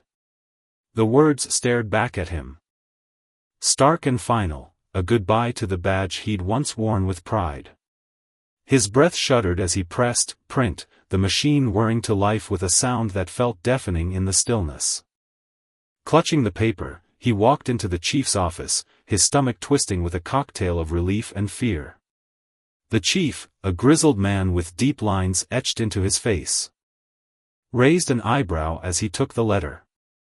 "You sure about this, son?" he asked, his voice gruff but tinged with something like respect. Lucas nodded, his throat tight. Yes, sir. I've got amends to make, and I can't do it from behind that shield. Leaving the precinct that day, his locker emptied and his farewells exchanged, Lucas felt an unfamiliar lightness in his step. The world seemed sharper, the air crisper, as if he'd shed a skin that no longer fit. In the days that followed, he found himself drawn to a small youth center he'd passed countless times before, a squat building with a faded mural splashed across its front. Hesitant but curious, he pushed open the door. The bell jingling softly overhead. A woman with a warm smile and a clipboard greeted him, Sarah, the volunteer coordinator. "Hey there. Looking to pitch in?" she asked, her cheerfulness disarming. Lucas rubbed the back of his neck, awkward but earnest. "Yeah, I think so. I want to do something that matters."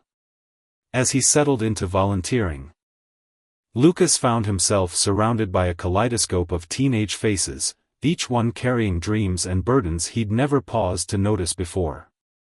There was Daniel, a lanky boy with sharp eyes and a sharper mind, who spoke fiercely about his family's struggles and his hunger to become a lawyer. Tanya, quiet but intense, poured her pain into vivid sketches that lined the center's walls, her talent a fragile light in a stormy life. At first, Lucas fumbled, old instincts prickling at the edges of his thoughts. But as he listened, really listened, to their stories, something cracked open inside him, raw and real. One afternoon, during a circle discussion about trust and policing, a wiry kid named Jason piped up, his voice cutting through the room like a blade. "Why should we believe things you'll ever change?" he challenged, his dark eyes locking onto Lucas. The question hung there, heavy and unyielding, demanding an answer Lucas was only beginning to find. Through it all, the lesson of justice burned bright, a beacon forged in the fires of consequence.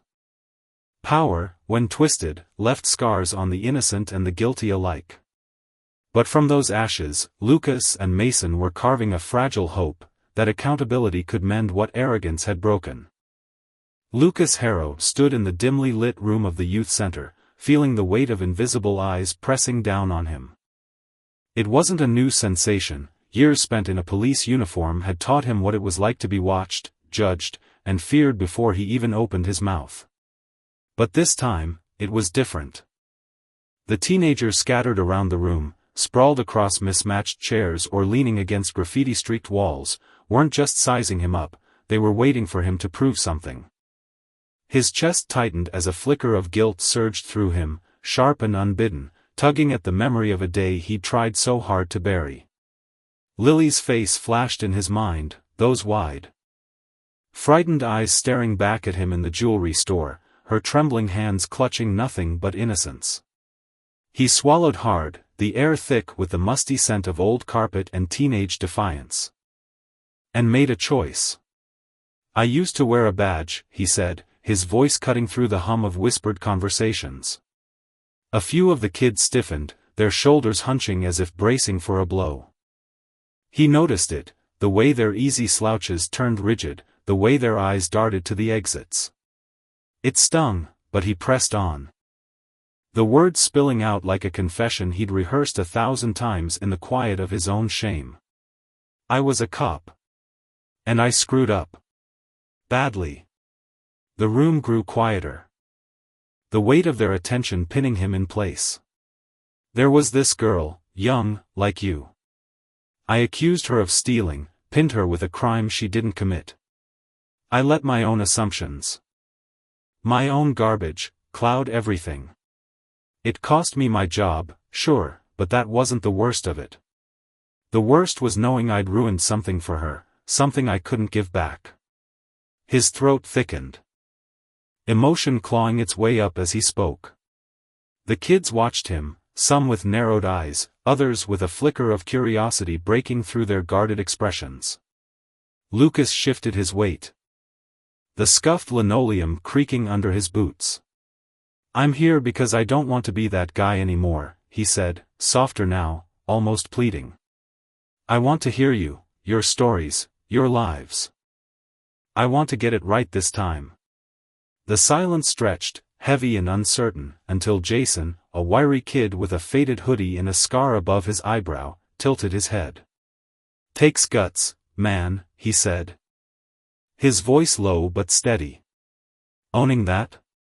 Most people don't." Lucas felt a spark of something, gratitude, maybe hope, ignite in his chest, warming the cold edges of his regret.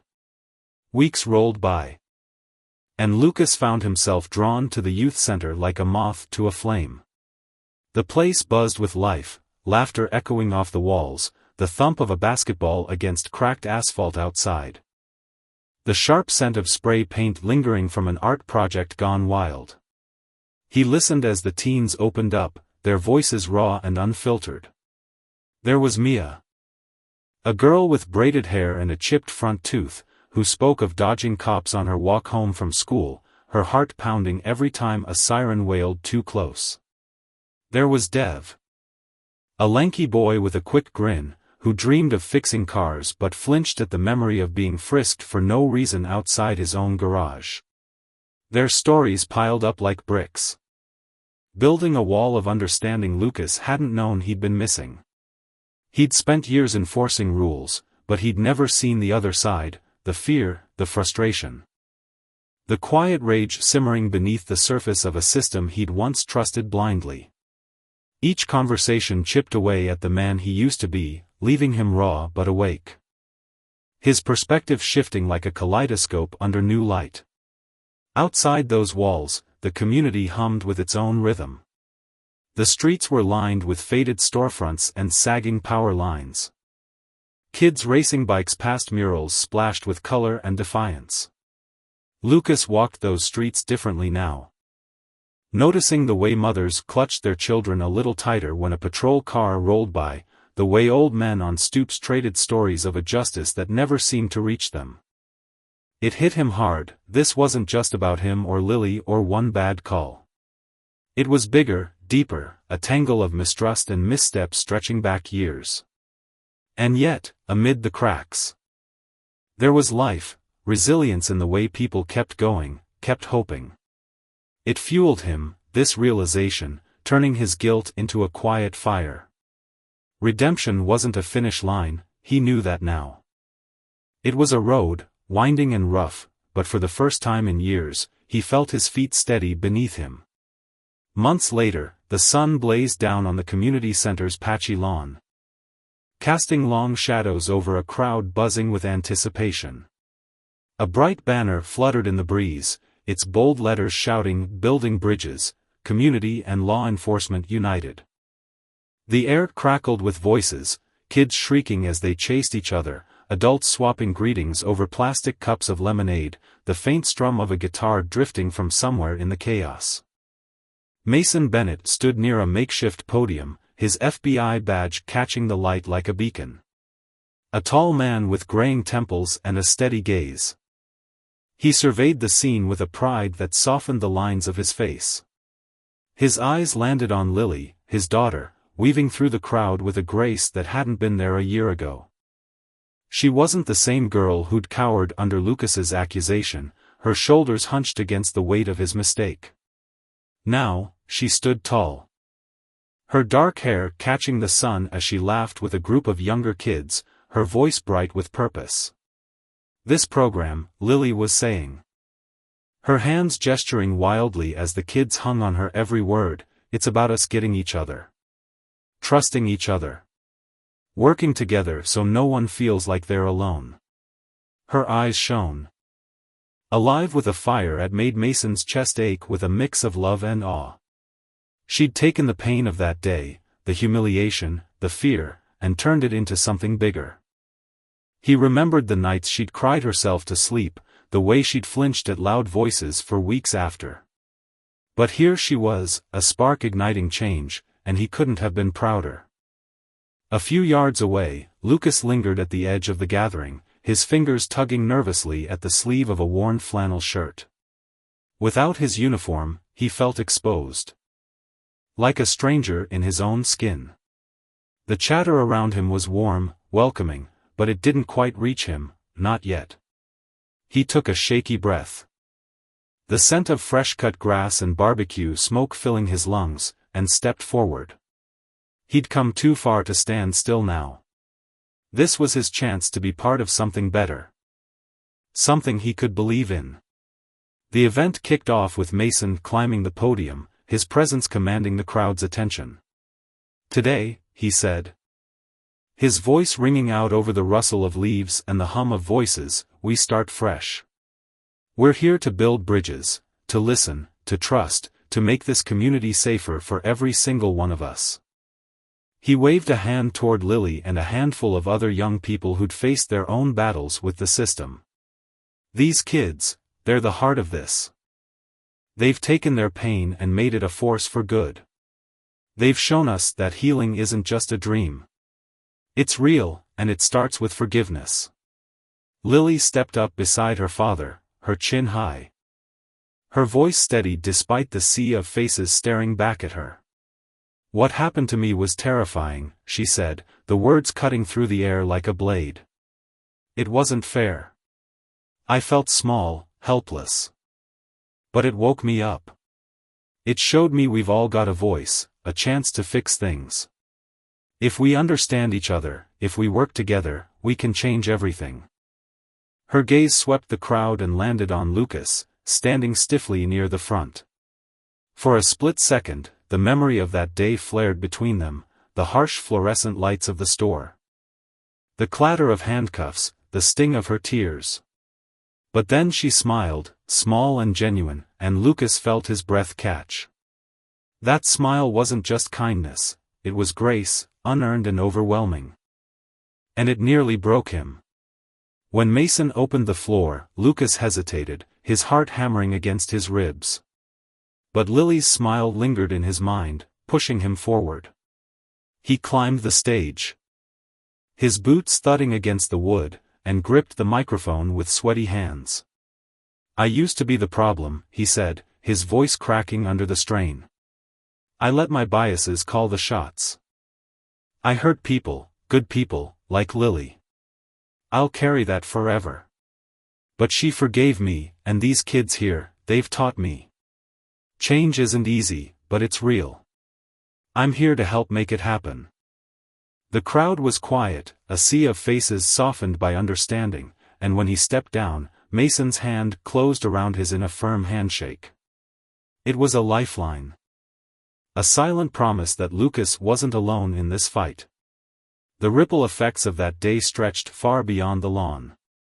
Mrs. Hawthorne, the store owner who'd fueled the false accusation, now faced a slew of charges: fraud, coercion, a laundry list of sins piled high by her own greed.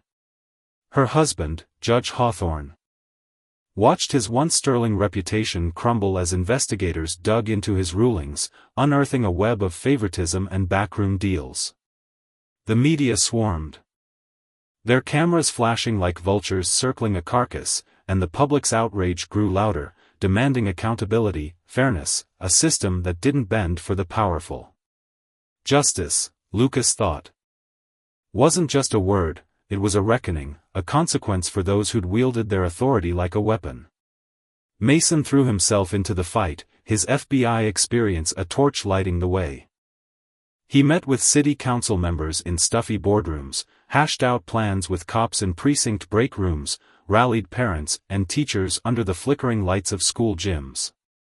He pushed for reforms, training to strip away bias, rules to protect kids from overzealous arrests, systems to hold officers accountable when they crossed the line.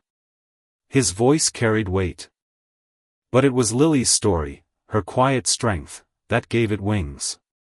People listened because they saw her, because they felt the sting of her past and the hope of her future. Lucas found his place in it too. He traveled to police stations across the state, standing before rooms of officers who eyed him with suspicion or boredom. He told his story, raw, unpolished. Every mistake laid bare, and watched as some nodded, others shifted uncomfortably, a few even stayed to talk after. He helped roll out programs focused on empathy, on seeing people instead of profiles. On treating every soul with the dignity he'd once denied Lily. His presence became a bridge, a living testament to the slow, messy journey from blindness to clarity. A year later, the community center lawn bloomed with another celebration. The banner this time was weathered but proud, the crowd louder, the air thick with the smell of grilled hot dogs and victory. Mason and Lily stood at the heart of it, their story a thread woven into the fabric of something bigger. Incidents of profiling had dropped, not enough, but enough to notice. Complaints were met with real investigations now, not shrugs. Progress crept forward, stubborn and uneven, but it was there. Lucas moved through the crowd, a tray of sodas in his hands. A familiar figure to the kids who'd once glared at him. They called him by name now, slapped his shoulder, asked for his help with their projects.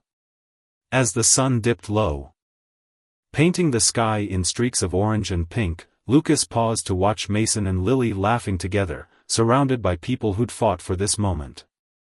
The lesson hung heavy in the air. Justice wasn't just punishment for the guilty, but a chance for the broken to mend, for the powerful to fall, for the voiceless to rise.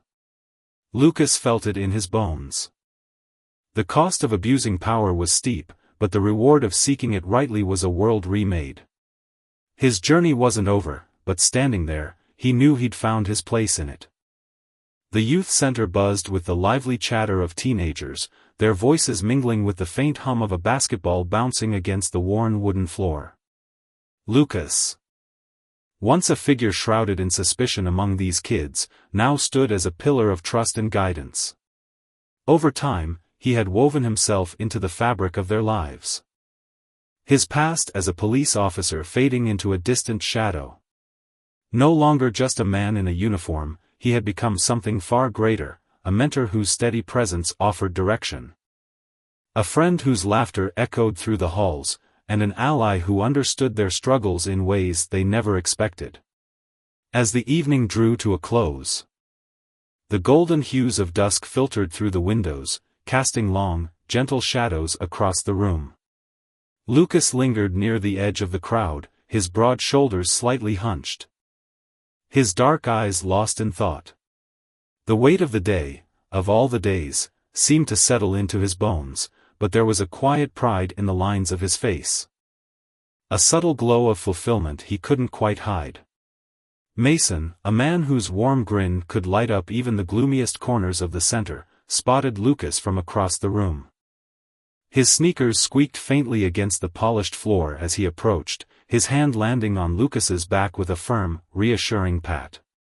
"You did good, Lucas," Mason said. His voice rich with sincerity, his smile stretching wide enough to crinkle the corners of his eyes. "You've turned things around here, really made a mark on these kids." Lucas turned his head slightly, meeting Mason's gaze with a nod that carried both gratitude and a rare flicker of humility. "I didn't do it alone," he replied softly, his tone steady but threaded with emotion. "You and Lily, you showed me what's possible. You proved that a man can change, that there's always a chance to grow into something better." His words hung in the air, heavy with the truth of his transformation, a journey from a life of rigid authority to one of connection and purpose. Mason let out a low, rumbling chuckle, the sound warm and grounding. "We're all works in progress, my friend," he said, his eyes glinting with a mix of humor and wisdom. "The beauty of it is, we don't have to figure it out on our own anymore. We've got each other now." Just then, Lily appeared at their side, her steps light and purposeful, her face radiant with a smile that seemed to capture the last rays of the setting sun. Her auburn hair caught the light as she tilted her head, her voice bright and earnest. "You two have taught me more than I ever expected," she said, her gaze shifting between them. "Courage. Forgiveness, I used to think those were just words, but you've made them real. I want to pass that on, to help others see how powerful those lessons can be." The trio stood together, a quiet unity forming between them as the sky outside deepened into shades of amber and violet. The burdens of their pasts, mistakes, regrets. Moments of weakness, seemed to dissolve in the soft glow of the evening, replaced by a shared hope and a fierce determination to shape a future worth believing in. For Mason, the moment was a balm to the scars of his own history. He'd once wielded power carelessly, his days as an officer marked by a brash confidence that too often crossed into arrogance. But here, among these kids and alongside Lucas and Lily, he'd found redemption, not in grand gestures, but in the slow, steady work of building trust. Lucas, too, carried the echoes of his former life. The weight of a badge that had once defined him. He'd enforced rules without question, his world a stark grid of right and wrong. Until the cracks in that system revealed themselves, until he saw the cost of blind loyalty to a flawed machine. And Lily, with her boundless optimism, had once flinched at the world's harshness. Her heart tender and untested. Together, they'd forged something new, a fragile but unshakable bond that promised more than just survival, it promised justice, healing, and a legacy of light. The road ahead stretched long and uncertain, but they faced it with clear eyes and resolute hearts, their community a living testament to the power of second chances. Meanwhile, across town, the hospital thrummed with its own rhythm, a symphony of beeping monitors, hurried footsteps, and the occasional crackle of an intercom announcement slicing through the air. Dr. Malcolm Hayes, a cardiac surgeon whose name carried the weight of countless lives saved, emerged from the operating room, his scrubs clinging to his sweat-dampened skin. 7 grueling hours had passed in a blur of precision and pressure, his hands steady as he'd fought to mend a young woman's faltering heart. Now, exhaustion tugged at his limbs, his brow glistening as he wiped it with the back of his hand. He made his way toward the break room, the promise of a strong cup of coffee pulling him forward like a lifeline. The fluorescent lights buzzed overhead, casting a sterile glow over the bustling corridors, where nurses maneuvered gurneys with practiced ease and doctors huddled over charts. Their voices a low murmur of expertise. As Malcolm rounded a corner, his tired eyes caught a ripple of unrest near the hospital's front desk. 2 police officers stood there, their postures rigid. Their uniforms stark against the soft blues and whites of the medical staff. The taller of the two, a broad-shouldered man with a badge that read Officer Grayson, loomed over the receptionist. His voice sharp and impatient as it cut through the ambient noise. "Are you sure?" he demanded, his tone laced with skepticism. "We've got reports of someone matching a description causing trouble around here." Clara, the young receptionist, fidgeted under his scrutiny, her fingers twisting nervously around a pen. But her voice, when it came, held firm. "Officer, this is a hospital, not some rowdy bar. There's no one like that here." Her cheeks flushed with a mix of frustration and defiance. Her dark eyes darting toward Malcolm as if seeking an anchor. Grayson's gaze swept the lobby, cold and calculating, until it landed on Malcolm. The surgeon stood tall. His scrubs pristine despite the long hours, his white coat draped over his shoulders like a mantle of authority. A stethoscope hung loosely around his neck, a quiet symbol of his calling. To anyone with sense, he was the furthest thing from a troublemaker, a man who spent his days elbow-deep in the delicate machinery of human life, not stirring chaos in the streets. Yet Grayson's eyes narrowed, his jaw tightening as suspicion hardened his features. He nudged his partner, a younger officer named Martinez, with a subtle jerk of his chin. Martinez, shorter and wiry, shifted his weight, his discomfort evident in the way his hands hovered uncertainly near his belt. The air thickened with unspoken tension. A storm brewing in the space between the officers and the man they'd singled out. Malcolm felt the weight of their stares, a familiar prickling at the back of his neck. He'd faced this before, too many times to count, the slow burn of prejudice masquerading as procedure. But he kept his composure. His fingers curling around the warmth of his coffee cup as he took a measured sip. Grayson approached, his boots thudding against the tile, his voice icy and clipped. "Excuse me. Can I see some ID?" Malcolm raised an eyebrow, a flicker of amusement dancing in his dark eyes. "ID? I'm Dr. Hayes. I work here. Is there a problem?"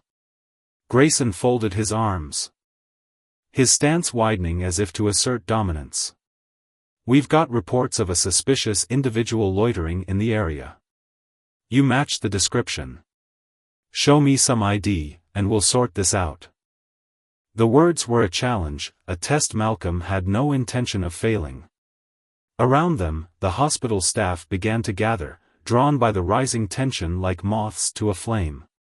Nurses paused mid-stride, their clipboards clutched tightly, interns peeked from behind corners, their curiosity warring with unease. Clara shot Malcolm a worried glance, her lips parting as if to speak. But he gave her a faint nod. "Stay calm," it said. He reached into his pocket with deliberate slowness, retrieving his hospital badge and holding it out like a shield. "Here you go," he said, his voice smooth and unyielding. "Dr. Malcolm Hayes, Chief of Cardiac Surgery. Suspicious enough for you?" Grayson barely glanced at the badge, his lips curling into a sneer. "How do I know this isn't fake? Let's step outside and figure this out." Malcolm's laugh was soft but resonant, a sound that carried through the room like a quiet rebuke. "Step outside? Officer. This is my workplace. If there's figuring to be done, we'll do it right here, unless you're suggesting I leave my patients to fend for themselves." Grayson's hand drifted to his holster, his fingers flexing as the air grew heavy with menace. Malcolm's pulse quickened, but his face remained a mask of serene defiance, his strength a silent force that seemed to dwarf the officer's bluster. The lobby held its breath, every onlooker frozen in the unfolding drama. Martinez shifted again, his throat bobbing as he cleared it, his eyes flickering between his partner and the surgeon. "Step outside, Dr. Hayes," Grayson barked, louder now, his voice reverberating off the walls. "I won't ask again." Malcolm tilted his head, studying the officer with a gaze that pierced through the bravado. "Let me get this straight," he said, his tone calm but edged with steel. "You want me, a surgeon who just spent 7 hours saving a life, to abandon my post because I match a description you haven't even bothered to explain?" He paused, letting the words settle. "Tell me. Officer, did this report mention scrubs? A lab coat? A stethoscope? Or perhaps a coffee cup in one hand and a patient's chart in the other?" A few stifled laughs broke the silence, the sound rippling through the crowd like a release valve. Grayson's face reddened, his fists clenching as he stepped closer, his anger barely leashed. "Don't play games with me," he growled. "This is official business. If you don't cooperate, I'll take you in." Malcolm set his coffee cup on the counter with a deliberate clink, crossing his arms. "Take me in for what? Drinking coffee? Performing surgery? Or simply existing in this hospital while black?" Martinez coughed awkwardly, his unease growing, but Grayson silenced him with a glare. The crowd swelled, nurses, interns, even a patient leaning on a cane, watching with a mix of outrage and awe. Clara, her hands trembling slightly, typed furiously at her desk, her jaw set as she worked to summon help. "You're making this harder than it needs to be," Grayson snapped, but Malcolm's voice cut through like a blade. "No, officer, you are. You walked in here hunting for trouble. And now you've found it. The question is, what will you do now that you've misjudged so badly?" Grayson opened his mouth, but Malcolm raised a hand, his words sharp and final. "Before you answer, consider this: every second you waste harassing me is a second my patients lose. Are you ready to justify that to them? To my staff? To your superiors?" The weight of his warning hung in the air, a quiet power that exposed the fragility of Grayson's authority. The officer faltered, his pride warring with the dawning realization of his mistake, but he couldn't, or wouldn't, back down. Clara stood suddenly, her voice trembling but resolute. "Officer, Dr. Hayes is one of the best surgeons we have. Everyone here knows him. If you're accusing him, you'd better have more than a vague hunch." Grayson's glare could have shattered stone, but Clara held her ground, her courage sparking a murmur of support from the crowd. Nurses nodded. Their expressions fierce. An elderly patient muttered, "Leave the man alone." Malcolm seized the moment, his voice rising just enough to command the room. "Officer, you're surrounded by witnesses who'll vouch for me. Unless you're prepared to turn this into a spectacle, I suggest you rethink your next move." Grayson's hand hovered over his holster. His pride a dangerous fuse, but Malcolm stood unshaken, a beacon of justice in a world too quick to judge, a reminder that power misused carries a cost that echoes far beyond the moment. In the bustling heart of the hospital lobby, Officer Martinez hesitated, his boots scuffing the polished tile as he edged forward. His voice, barely above a whisper, carried a tremor of uncertainty. "Maybe we should take a moment to." "Not now." Officer Grayson's sharp retort sliced through the air like a whip, cutting Martinez off mid-sentence. His head snapped back toward Dr. Malcolm Hayes, the chief cardiac surgeon, whose steady gaze and unshaken composure seemed to rattle Grayson more with every passing second. The growing murmur of the crowd, nurses in scrubs, patients clutching charts, and visitors clutching coffee cups, pressed in around them, their collective presence a silent wall of defiance. Grayson's jaw tightened, his fingers twitching near his belt as he tried to regain control of a situation slipping through his grasp like sand. Suddenly, a low, deliberate voice cut through the tension from behind the officers. "What's going on here?" Every head in the room swiveled toward the source. Dr. Elizabeth Crane, the hospital's chief administrator, strode into the lobby with the authority of a general entering a battlefield. Her tailored suit hugged her frame with crisp precision, and her piercing eyes swept the scene like a hawk sizing up its prey. Known throughout the medical community as a no-nonsense leader, she exuded a quiet power that demanded respect without ever raising her voice. Now, as her gaze darted between Grayson's rigid stance and Malcolm's calm demeanor, the air itself seemed to bend under her scrutiny. "Dr. Hayes," she said, her tone smooth yet unyielding, like steel wrapped in velvet, "is everything all right?" Malcolm tilted his head toward Grayson, his movements measured, betraying none of the storm brewing inside him. "It appears Officer Grayson has some concerns about my being here." His voice was steady, but beneath it simmered a quiet indignation, a surgeon's precision laced with the weight of years spent proving himself in rooms just like this. "Dar." Crane's expression darkened, her lips pressing into a thin line as she turned to face Grayson fully. "Officer Grayson," she began, her words clipped and deliberate, "this is Dr. Malcolm Hayes, our chief cardiac surgeon. He's been saving lives in this hospital for over a decade, and his reputation is impeccable. I'd like you to explain, slowly and clearly, why you feel the need to interrogate one of my staff in such a hostile manner." Her eyes bored into him, unblinking, daring him to justify himself. Grayson's bravado faltered for a split second, his shoulders stiffening as he scrambled to recover. "We got a report about a suspicious individual," he said, forcing his voice to steady. "He matched the description." "Of what, exactly?" Dr. Crane interrupted, her tone sharpening to a razor's edge. "A surgeon saving lives? Because that's the only description that fits Dr. Hayes." Beside Grayson, Martinez shifted uncomfortably, his eyes dropping to the floor as if he longed to disappear into the tiles. His hands fidgeted at his sides, torn between loyalty to his partner and the sinking realization that they'd stepped into a hornet's nest. Grayson, however, squared his shoulders, unwilling to back down. "I was just doing my job, ma'am." Dr. Crane's lips thinned further, her patience fraying like a taut wire. And I'm doing mine. This hospital is a sanctuary, a place of healing and respect. Your actions here are neither professional nor appropriate, and I won't stand by while my staff are subjected to baseless harassment. Her words landed like a gavel, each syllable heavy with the weight of her authority. Grayson bristled, his pride stung as though she'd slapped him. "Ma'am, I don't take orders from you," he snapped, his voice rising with a mix of defiance and desperation.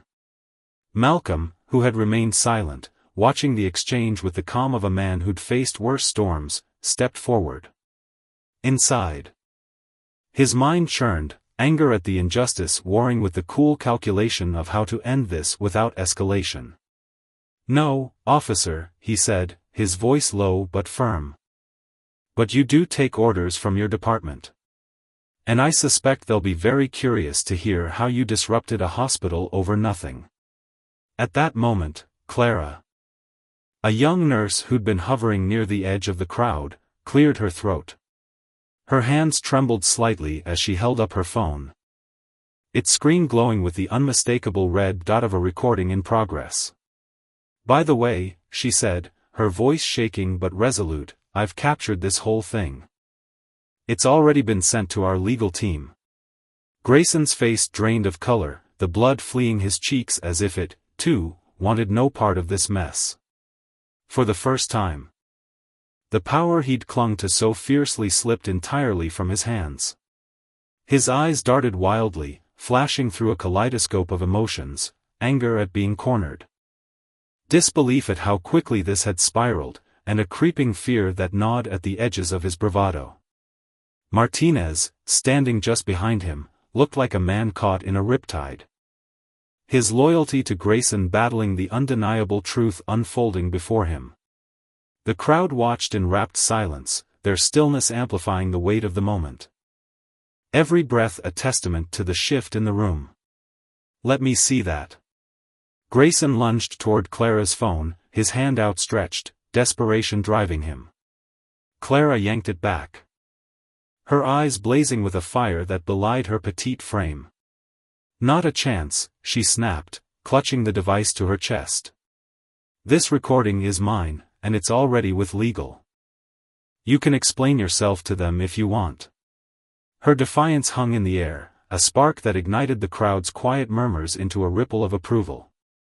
Malcolm observed the exchange, his exterior a mask of calm while his thoughts raced. Grayson's ego was a crumbling dam, teetering on the edge of collapse, yet the officer's stubbornness refused to yield. Turning back to Malcolm, Grayson's jaw clenched so tight it seemed his teeth might crack. "You think you're clever, don't you? A phone recording doesn't tell the whole story.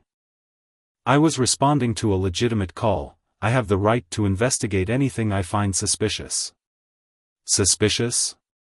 Malcolm's voice was soft, but it cut through the tension like a blade, honed by years of precision in the operating room.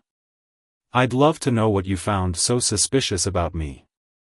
Was it the scrubs I've worn for a decade? The badge with my name on it?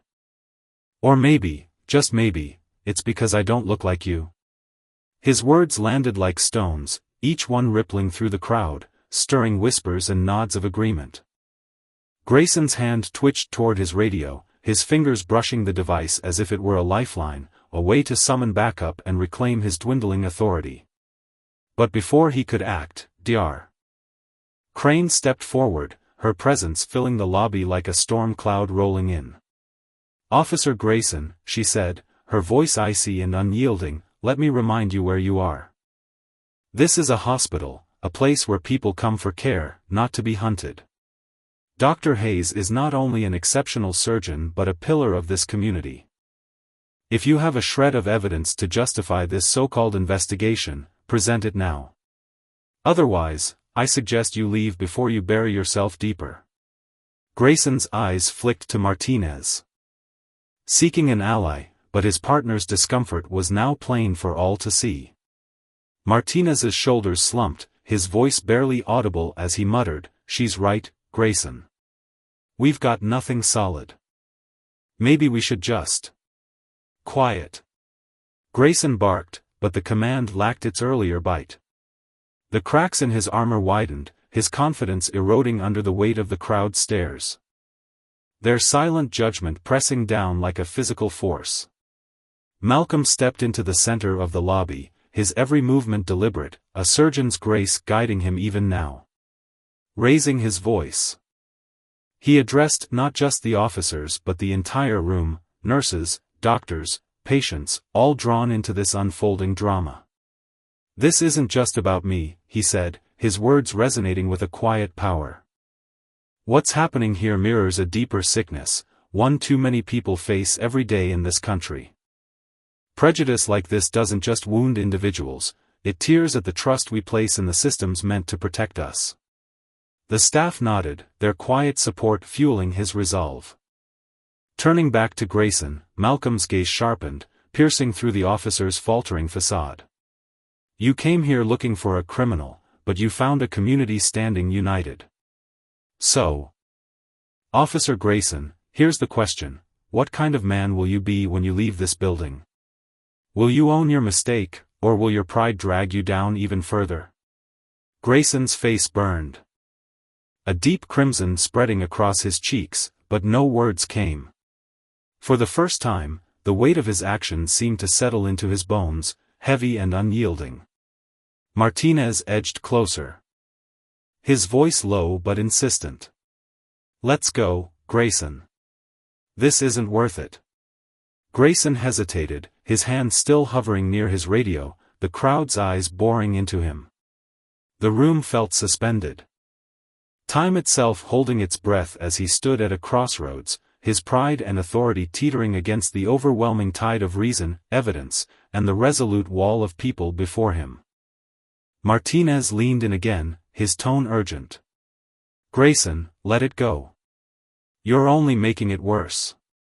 Grayson's lips tightened, his fingers twitching as the murmurs of disapproval grew louder. A chorus of staff and patients closing in. The reality crashed over him like a wave, he was no longer the one calling the shots. Malcolm, just feet away, held his ground. His calm a shield-turned weapon. Stepping closer, he spoke again, his voice steady but edged with steel. The time for excuses is over, officer. Everyone here has seen what you've done. You came to intimidate someone who'd committed no wrong, and when faced with the truth, you doubled down. Now the whole hospital is watching. What happens next is your choice. Grayson's eyes flicked nervously to Clara, her phone still raised, the recording light a silent accusation. You don't have the full story, he muttered, clinging to his defense like a lifeline. I was doing my job. Malcolm raised an eyebrow, his patience thinning but his tone unwavering. Your job? Your job is to protect and serve, not to harass and profile. Let's be clear, you failed at both today. Dr. Crane stepped forward again, her authority slicing through the air. Officer Grayson, she said, her voice a cold command. This hospital will not tolerate actions that threaten the safety and dignity of our staff or patients. If you don't leave now, I'll personally ensure this reaches your superiors, complete with security footage and witness statements. The mention of cameras sent a shiver through Grayson. His gaze darted upward. Catching the glint of the small black domes lining the ceiling, their red lights winking like eyes that had seen everything. His bravado cracked further. His shoulders sagging as the weight of his misstep pressed down. Before Grayson could muster a response, Martinez took a bold step forward, his voice rising with newfound resolve. She's right. We're done here. Turning to Malcolm, he offered a nod, his eyes carrying a flicker of regret. Dr. Hayes, I'm sorry for the misunderstanding. Malcolm studied him for a moment. Surprised by the sincerity, then nodded back. Acknowledging the mistake is a start, he said evenly. I hope it's not the end. Grayson opened his mouth to protest. But Martinez's sharp glance silenced him. "Let's go," Martinez said, his tone brooking no argument. Grayson hesitated, his gaze bouncing between Malcolm, the crowd, and his partner. Finally, with a sneer he couldn't quite suppress, he spun on his heel and stormed toward the exit. Martinez followed, casting one last apologetic look over his shoulder as the sliding glass doors swallowed them both. As the doors hissed shut, the tension in the room snapped like a taut string. A collective breath escaping the crowd. Scattered applause broke out, tentative at first, then swelling with relief. Clara lowered her phone, her shoulders slumping as the adrenaline ebbed. A faint smile tugging at her lips. In the aftermath, the lobby buzzed with quiet conversations, the staff exchanging glances of solidarity. Malcolm stood still, his mind replaying the encounter, not just the victory, but the lesson etched into it. Justice wasn't just about winning, it was about exposing the cost of power misused. A truth that lingered in the air long after the officer's footsteps faded. The heavy thud of the doors swinging shut behind the retreating officers echoed through the hospital corridor. A sound that seemed to ripple through the air like the final note of a tense symphony. Dr. Malcolm Hayes stood there, his broad shoulders squared against the weight of what had just transpired. He turned slowly to face the crowd that had gathered, nurses, doctors, and staff who had witnessed the confrontation. The thick fog of tension that had gripped the room moments ago began to lift, replaced by a buzzing current of unity and quiet determination. Malcolm, ever the steady anchor in a storm, raised a hand, his palm open as if to cradle the murmurs that danced through the group. They hushed instantly, drawn to the calm authority in his presence. "Thank you," he said, his voice cutting through the stillness like a beacon, deep and resonant, carrying the weight of gratitude and something far greater. Not just for standing here with me today, but for standing up to something that stretches beyond this single moment, something vast. Something we've all felt at one time or another. His dark eyes swept over the faces before him, each one reflecting a mixture of relief, anger, and resolve. He could see it in their furrowed brows and clenched fists. They weren't just here for him. They were here for themselves, for each other. For the unspoken promise that this place, this hospital, would not bend to injustice. Clara, a young administrative assistant with a slight frame and wide, nervous eyes, stepped forward from the edge of the crowd. Her hands trembled faintly as she clutched her phone, her knuckles pale from the grip. "I'm so sorry, Dr. Hayes," she stammered, her voice cracking like thin ice under pressure. "I should have done more, I should have called for help the second that officer started raising his voice." Her words tumbled out in a rush, guilt gnawing at her as she replayed the scene in her mind, Officer Grayson's looming figure, his sharp accusations slicing through the air, and her own frozen hesitation. She felt small, inadequate. As though her silence had somehow betrayed the man standing before her. Malcolm's gaze softened as he looked at her, the corners of his mouth lifting into a smile that radiated warmth and understanding. He stepped closer, his presence a quiet reassurance against her storm of self-doubt. "Clara, you did exactly what you needed to do," he said gently, his tone wrapping around her like a steadying hand. "You held your ground when it mattered most. That took guts, real courage. Don't you dare think for a second that you fell short." His words sank into her, and for a moment, Clara felt the knot in her chest loosen, replaced by a flicker of pride she hadn't expected to feel. From the sidelines, Dr. Elizabeth Crane emerged, her heels clicking sharply against the polished linoleum floor. She was a force of nature, tall, with piercing gray eyes that seemed to dissect every detail of the scene before her. Her white coat fluttered slightly as she moved, a stark contrast to the chaos that had just unfolded.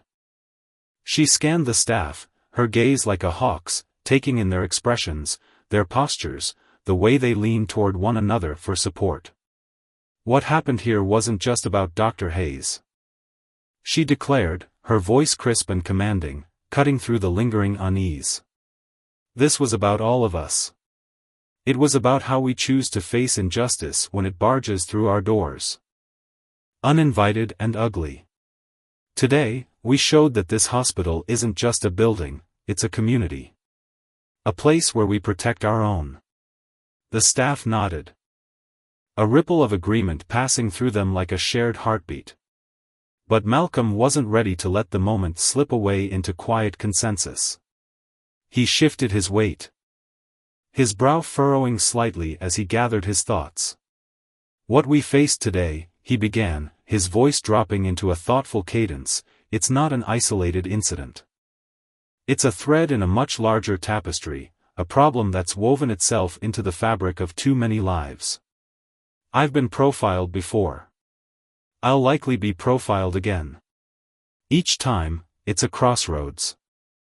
Do we shrug it off, let it fester in silence, or do we seize it as a chance to push for something better? His words hung in the air, heavy with the weight of experience, yet buoyant with possibility. Clara, emboldened by the fire in his tone, raised her hand slightly, her fingers trembling less now. "What can we do, Dr. Hayes?" she asked, her voice steadier than before. "I mean, beyond what we just did, standing here, stopping him. What comes next?" Her eyes locked onto his, searching for direction, for a way to channel the restless energy coursing through her. Malcolm met her gaze, his expression softening into one of quiet resolve. "We start by laying it all out," he said, his voice firm yet measured. "We document every second of what happened, the recording, the security footage, the statements from everyone who saw it go down. We package it up and send it where it needs to go. The police department, the media if it comes to that. We hold people accountable, not just to point fingers or settle scores, but to shine a light on what's broken, to teach, to demand change." His words sparked something in Clara, a sense of purpose that made her stand a little taller. Dr. Crane nodded briskly, her mind already racing ahead to the practical steps. "I'll take this to the hospital's legal team," she said, her tone clipped and decisive. "We'll draft a formal complaint to the department, make sure it's airtight. But we can't stop there. We need to look at ourselves, too. Let's use this as a wake-up call, a chance to double down on equity and inclusion. Training sessions, policy overhauls. Conversations that make sure every single person in this building feels safe, valued, heard." Her words were a call to action, and the staff murmured their support.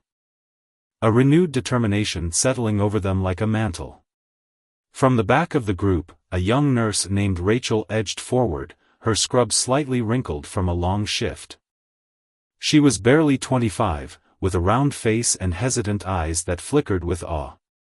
"Dr. Hayes," she said, her voice soft but earnest, I have to say. What you did back there was incredible. The way you stayed so calm, even when that officer was practically spitting venom at you, I don't know how you did it. I'd have lost it." Her cheeks flushed as she spoke, admiration mingling with a quiet confession of her own doubts. Malcolm's smile widened, a genuine warmth lighting up his features. "It wasn't easy, Rachel," he admitted, his tone laced with a raw honesty that drew her in. "Believe me, I felt the anger boiling up inside, every bit of it was justified. But I've learned over time that letting it loose doesn't always get you where you need to go. Sometimes, the strongest thing you can do is hold steady, let the truth do the talking. That's what cuts deepest." His words resonated with her, and Rachel nodded slowly, tucking them away like a lesson she'd carry into her own battles. As the crowd began to thin, staff drifting back to their duties with a renewed sense of purpose, Malcolm turned to Dr. Crane.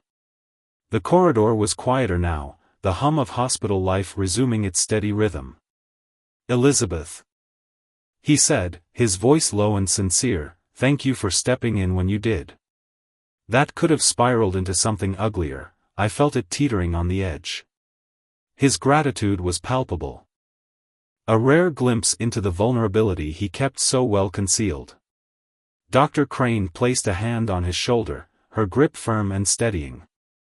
"You handled yourself with brilliance, Malcolm," she replied, her sharp edges softening for a moment. "I'm damn proud to have you here, leading by example. We're stronger for it."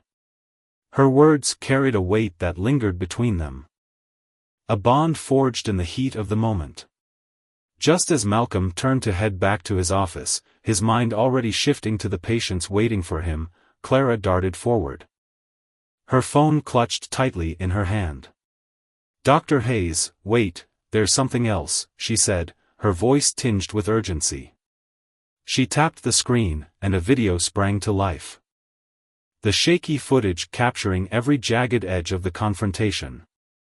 There was Officer Grayson, his broad frame looming, his voice dripping with hostility as he hurled baseless accusations like grenades. And there was Malcolm, standing tall, his responses measured and unshaken, a pillar of dignity against the storm. Clara had caught it all: Grayson's refusal to back down, the flicker of doubt in his partner Martinez's eyes as he stepped in to pull Grayson away, the staff closing ranks behind Malcolm. It was raw, unfiltered, undeniable. "We should share this," Clara said, her eyes blazing with conviction. "The world needs to see what happened, what he did, what you did. It's bigger than us." Her words trembled with the weight of possibility, her earlier fear replaced by a fierce determination. Malcolm hesitated, his thumb brushing absently against the edge of his coat as he weighed her words. He could feel the potential in that video, the way it could ripple outward, sparking conversations, forcing accountability. But he knew, too, the risks, the backlash, the scrutiny, the spotlight he'd never sought. After a long breath, he nodded. "Take it to the legal team first," he said, his voice steady. "If they clear it, we'll figure out how to let it loose. Step by step." Clara's face lit up, a spark of triumph in her eyes as she tucked the phone back into her pocket. That video, born from Clara's trembling hands, took on a life of its own. It wound its way through the hospital's legal channels, a carefully packaged testament to the truth. From there, it landed in the lap of the local police department, a quiet demand for answers. And then, like a match struck in dry grass, it spread to the public. Within days, it was everywhere, flashing across social media feeds, dissected on local news broadcasts, a grainy window into a moment of raw injustice. Grayson's aggression was laid bare, his every word and gesture a damning portrait of unchecked power. Malcolm's calm, unwavering response stood in stark contrast, a quiet rebuke that spoke louder than any shout. The public's reaction was electric. Community leaders thundered for an investigation, activists rallied outside the hospital with signs and megaphones, their voices a chorus of outrage and hope. Within a week, the police department buckled under the pressure. Officer Grayson was sidelined, placed on administrative leave while a full inquiry loomed over him like a storm cloud. For Malcolm, the aftermath was a whirlwind. His face, steady, resolute, became a symbol, plastered across headlines and TV screens.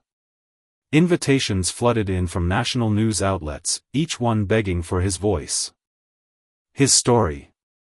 At first, he recoiled from it, his instincts pulling him back to the quiet rhythm of his work, surgeries, patient charts, the familiar hum of the hospital. He'd never wanted the spotlight. It felt foreign, intrusive. But as the days wore on, he couldn't shake the thought that gnawed at him: if his story could shield even one person from the sting of prejudice, wasn't it worth it? In a live interview with a major news network, Malcolm sat under the harsh glare of studio lights, his hands folded calmly in his lap.